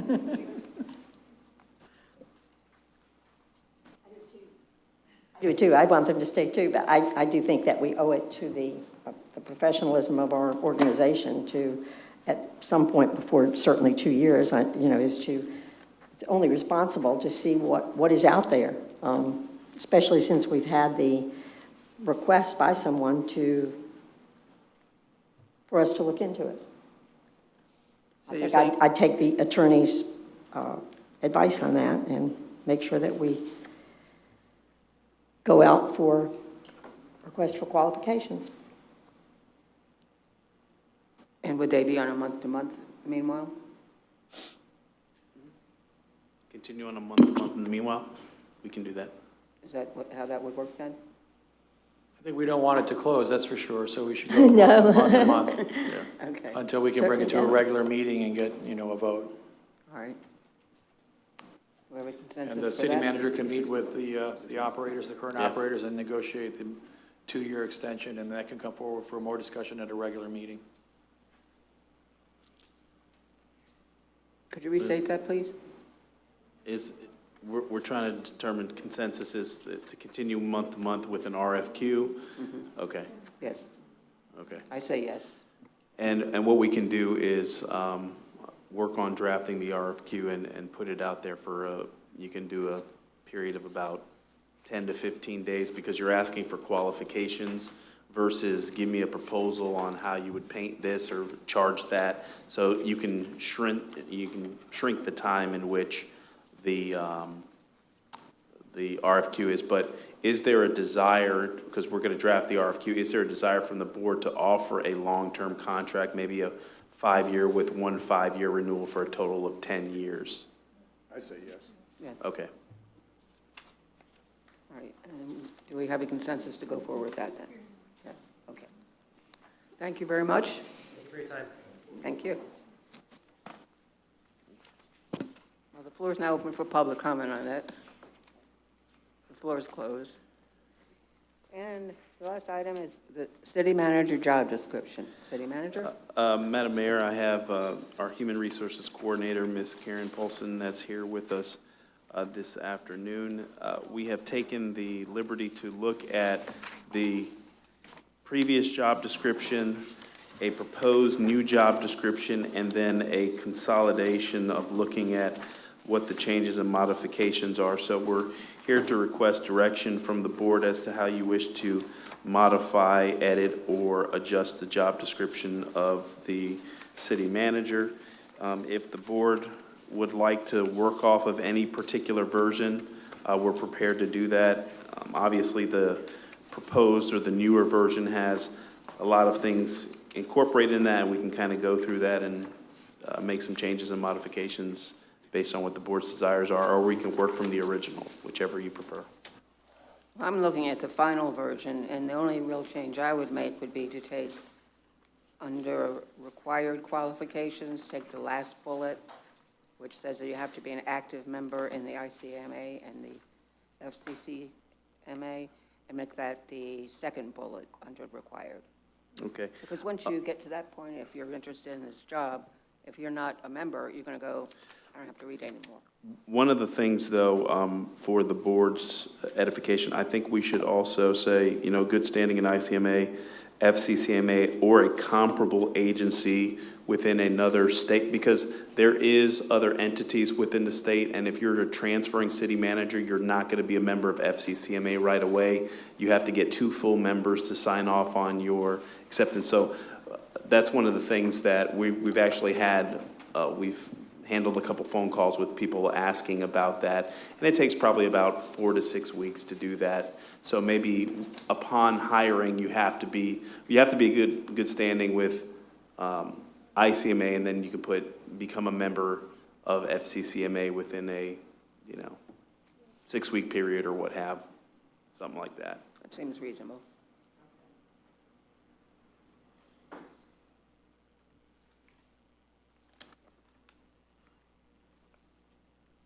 Anybody have any other comments? The only other thing I saw was under the consolidated, it said a minimum of 7 years progressive experience in municipal government is required, and 2 years as a manager or assistant manager is preferred. Preferred but not required. It's the pleasure of the board, because you may have somebody that's been a department director at a county level that's managed 300-400 people, that has never been the assistant county administrator. So it gives you the opportunity to say, you know, this person has all the attributes, but they've never had the opportunity or never pursued a manager job except for this one. We didn't want to eliminate those folks as well, because certain size agencies, this may be the opportunity that someone says, you know, I'm willing to jump in and be a city manager at a smaller community versus a larger community, because it's not as large or what have you. So we didn't want to, you know, eliminate someone that has a lot of good executive experience but has never been assistant manager or manager. And obviously, you as the board will be making that determination as to who you would hire, so you would be able to say if you like that person or you don't.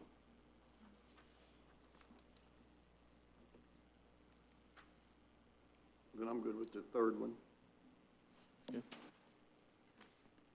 Anybody else have a comment? Change? No, I reviewed it, and it looked very good to me. We'll I was going to ask the question about that FCCMA too, but I thought, no, you probably already have that covered, and you did. And to date, I think Ms. Paulson's got a total of 30 resumes. Yeah, I have 7 applications, though. 7 applications, 30 So resumes. that's the question. Do we want to consider some resumes before they actually turn in an application? Because a lot of them, they just send me their resume, and then I have to go back and ask them this. Your mic. Can you speak louder? Oh, I'm sorry. Thank you, Karen. I'm so new at this. So the resumes are coming in like crazy. I just don't have any applications, and so it's really hard to determine some of their qualification. It's hard to, is this working? It's hard to determine some of their qualifications if they don't fill out an application, because they just tell me what they want to tell me. They don't tell me what I need to know as far as the qualifications go that we're requiring. So I guess I would like to get direction on what would be the minimum you definitely want, and then what would be the preferred that you definitely want. Because I know we ran into that last time when we were hiring for this position. We had some people who said, well, that wasn't a minimum, required. That was, so that's kind of where I'm at right now, is looking for your direction on what are you going to make them have, for sure. So the ICMA can be membership, but not credential manager, is that? I think the first, 3 bullets, if you move that 1 bullet up, those 3 bullets are exactly what we want. And Madam Mayor, if I may, one of the things that we wanted to do is we didn't want to, as staff, wanted to eliminate anyone that had submitted an application. We were going to put the ones that had city manager or graduate degree or what have you in a file that says, okay, these are folks that check the box per the job description and the ad. Here's folks maybe in tier B or tier C. And then you as a policy board, you can select whomever, but we didn't want to eliminate anyone per se, because that's a policy decision as to who you think is appropriate to serve in that capacity. And I can say that I've started a spreadsheet for you all, and it does have, it starts out with where they got the ad, or where did they see the ad. We put it in the Madeira Beach website, FCCMA, ICMA, Florida League of Cities, GFOA, Government Jobs, and the Tampa Bay Times, and the Beach Beacon. And I've gotten applications from all over the United States. So I know they're seeing it out on the website. Some just say they saw it on the website. They don't really specify where they saw it. Well, your question was whether or not we wanted to see the resumes before we actually had an application. Yeah, but there's quite a few resumes that aren't really even meeting the minimum qualifications. So I'm just wondering, do you want me to just kind of keep those aside? I don't really see wasting time if they don't meet the minimal. Yeah, if they meet the minimum, I would want to see it ahead of time. Okay. Well, yeah, I think the ICMA requirement is the one that, look, once they get by that, then I'd like to see every resume that has an ICMA requirement. Yeah. Me personally, I would. I have 6 right now with an ICMA, and then 1 that's a credential. Well, they understand, I'm sorry, they understand that they do have to have an application filled out, don't they? Well, it does say on there that you have to fill out, you can send in a resume and a cover letter, but it's not in place of or in lieu of an application. So they do have to send in an application.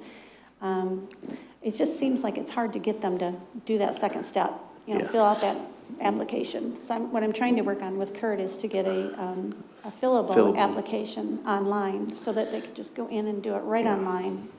It's a lot easier than some people just have to print it and email it back to me, and if they're really serious, then they will.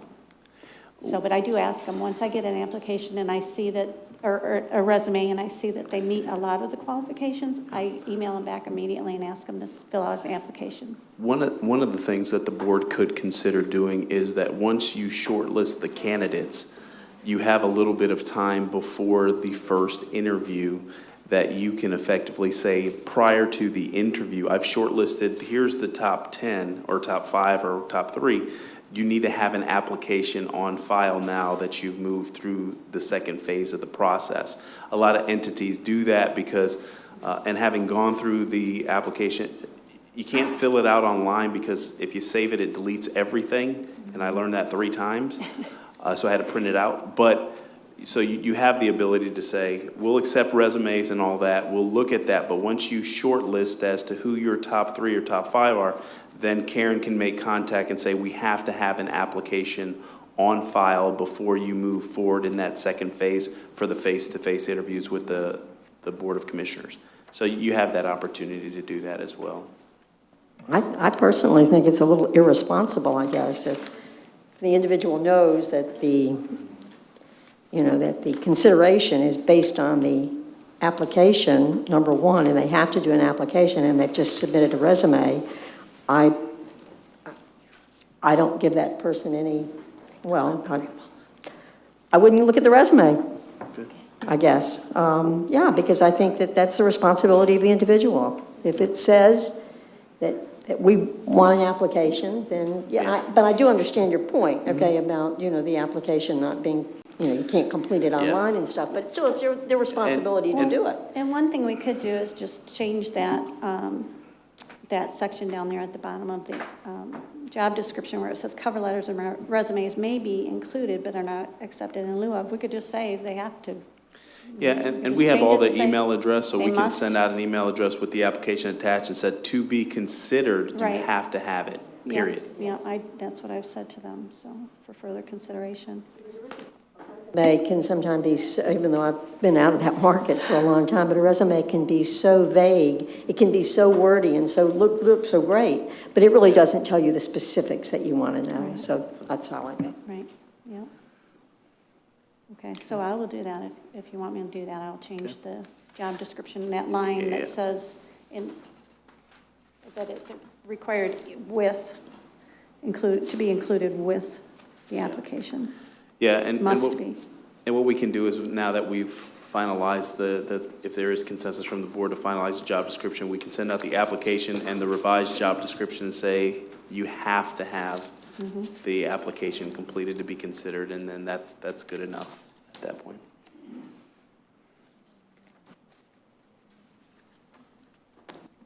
Any more discussion? All right. I think we're okay with the changes. Everyone, we have a consensus for all those changes? What are you going to do with those 30 resumes then? We're going to tell them that they Look got at to fill them. out an application. Okay, cool. So- Yeah, that's Yeah. great. All right. I just want to ask, will you be considering Skype interviews? I'm sorry? Skype interviewing? Remember, we had done Sure. that last year. We did. Or a couple of years ago. So you would consider that? Because, I know they'll probably ask me about, would we fly them here for an interview and, that sort of thing, because I do have a lot from all over the United States, even one from Alaska. I don't think so. Well, So we'll and- do the Skype. Madam Mayor, if I may, I think once you narrow down the candidates, you can make the determination if you want to make travel accommodations or any of that. You may have all Florida candidates, and it may be a moot point. In some cases, when you go through this kind of process, it's, implied that you incur the cost for those types of things. So Yeah. we can see. At what point is a board, as a commission member, have the opportunity to look at them anytime they want to? Just go into Karen's office? Yeah. Just go in and look at them? Okay, Sure. thank you. Yeah, you can come in. Just make sure you don't discuss it amongst yourself, except at a public meeting. Yeah. The end of June 11th or the last day, then we accepted applications. Okay. The floor is now open for public comment on this item. Last time, I promise. Ron Loggett, 13231 Gulf Lane. Jonathan, I just want to congratulate you and wish you the best of luck in your new endeavor. It's going to be difficult to find someone because you've raised the bar so high with the professionalism that you brought to this city. And I personally want to thank you for the job you did. You will be missed. Congratulations. Does anyone else wish to speak? Public comment is now closed, and we are now adjourned. No, we've got three items. Oh, I'm sorry. Madam We Mayor, need to apologize. determine if those are administrative items or if they are items that we can talk about. Well, it depends on what he actually wants to say about them. Okay. Then we'll know. So we'll start with fireworks. All right. Fireworks is simple. I got calls this weekend from Friday on from people that we don't have a barge. They were calling around looking for somebody to grab a barge, get a barge for us. And I see Al's out here now, and this isn't again, Al knows I love him, but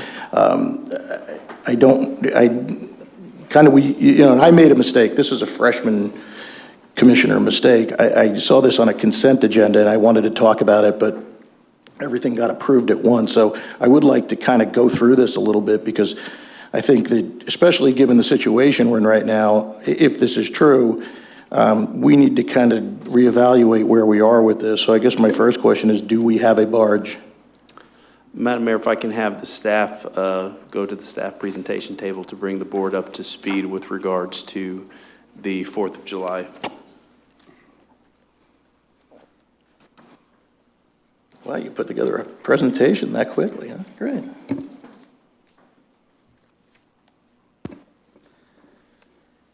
Madam Mayor, Commissioners, Mr. City Manager Kurt Price, our Public Information Specialist for the City of Madeira Beach.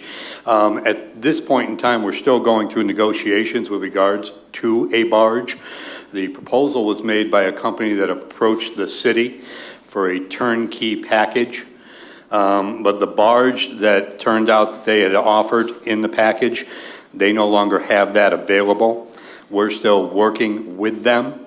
But we also have backup plans as well, which is one of the reasons why the chief is here, because the chief had to go through to do all, of course, the fire safety inspections and everything else. So he has worked out a lot of details with this company.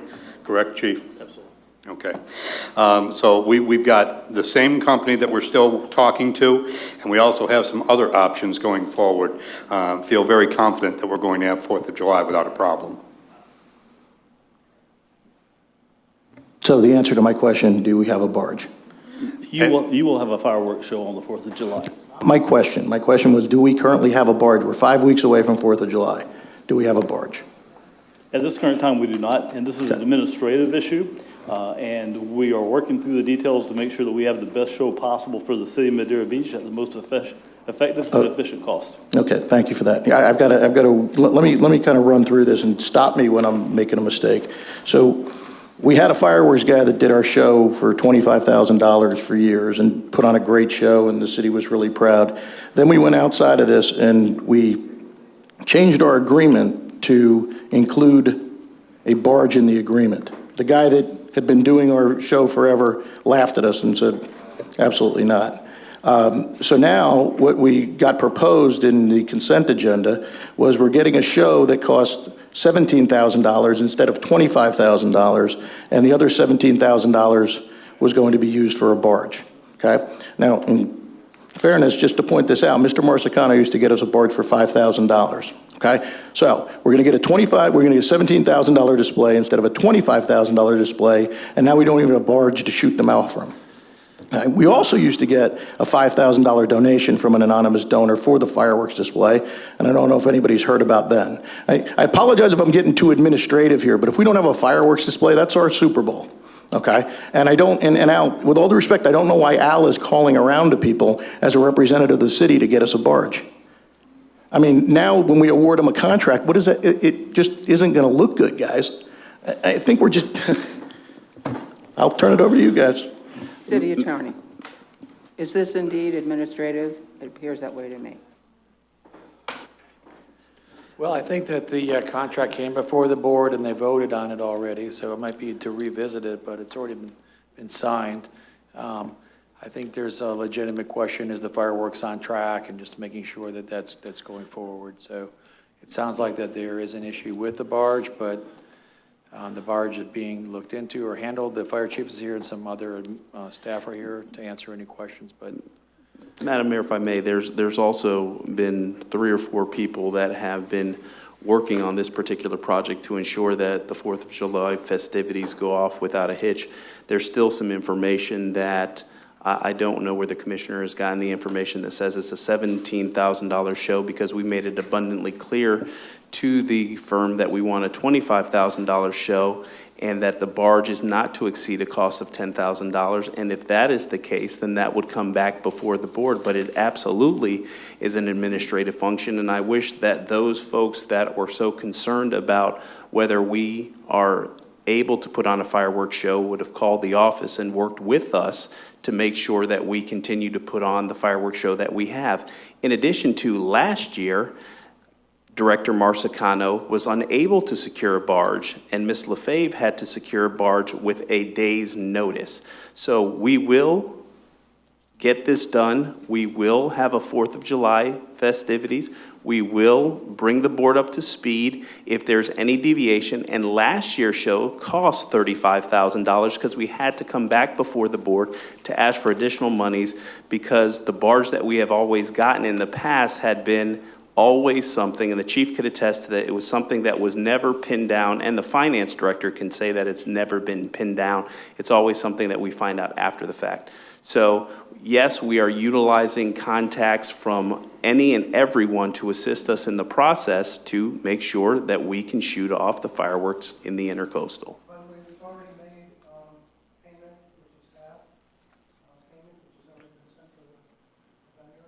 Excuse me, Mr. Pierce, if you could go to a microphone, please, just so we can get it on the record. We've already paid half of the agreement, which is $17,500. It's already cleared the bank by the vendor. And I will say, since being here 2 years, the barge has always been an unknown up to the very end from what I've heard. I mean, it's always been that one thing that just was a mystery till the very end, and it was usually... Thank you for your speculation, Walt. That's speculation. You said what you've heard. That's speculation. There's always been a barge, and we always have to tug it out to the middle of the thing. You can't just have a barge get dropped off, loaded up with fireworks, and let it sit there. It's got to be tugged out to the area where where the fireworks are being set off. I did this. I know what I'm talking about. Okay? We don't have a barge. Okay? That concerns me as a commissioner. That concerns me. Okay? And what did we pay for the barge last year? Madam Mayor and Commissioners, if I can just address something. The issue is not actually that we do not have a barge. The issue is that we do not have a boat that's the size to bring the barge over here. So with the channel not being dredged recently, we're just having issues finding a tugboat. We have not exhausted all of our contacts, so certainly we're going to make sure that we get our fireworks show, and 4th of July will go off without a hitch. Al, have you been calling people asking them for a barge? Thank you.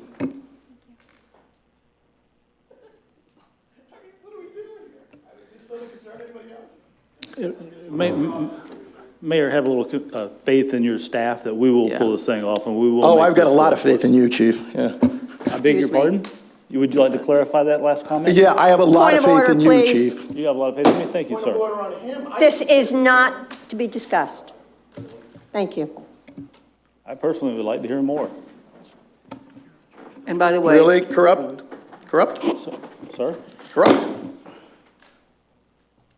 Mayor, the This is an hiring and administrative firing, issue. If you wanna discipline, discuss it, you management of the discuss it fire with them. chief is the But responsibility. I understand it's an administrative issue, but this falls on all of us. This is the 4th of July We fireworks. will I think if we're, deliver doing a critiques- 4th of July show, point blank, period.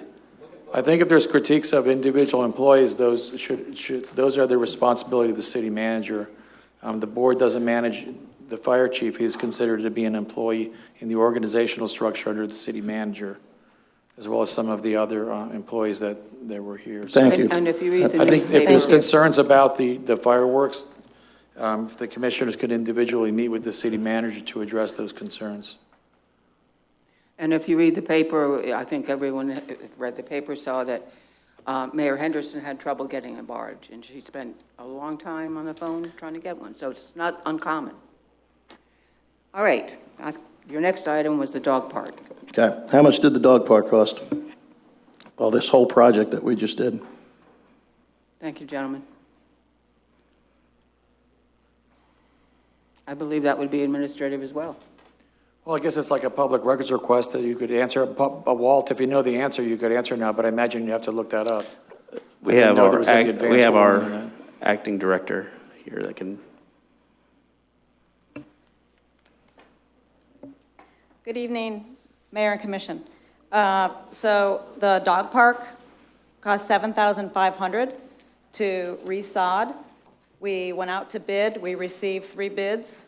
The lowest bid was $7,500 from Tom Sod.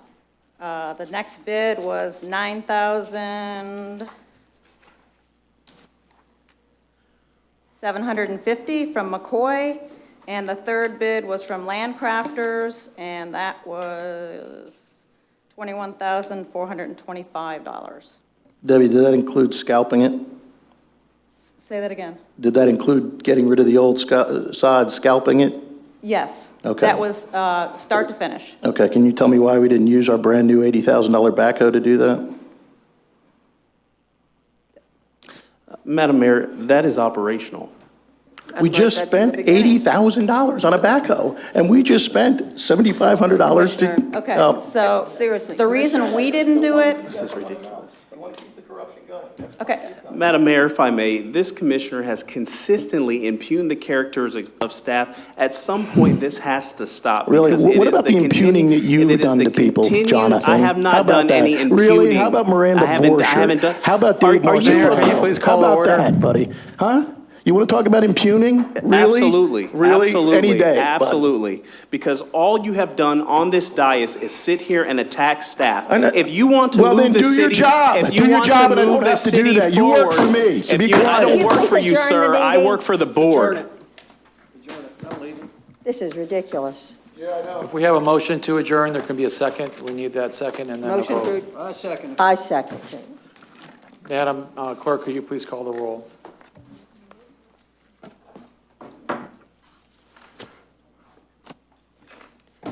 Commissioner Douther? Yes. Commissioner Weinstein? Yes. Commissioner Andrews? Yes. Vice Mayor Hodges? Yes. Mayor Black? Yes.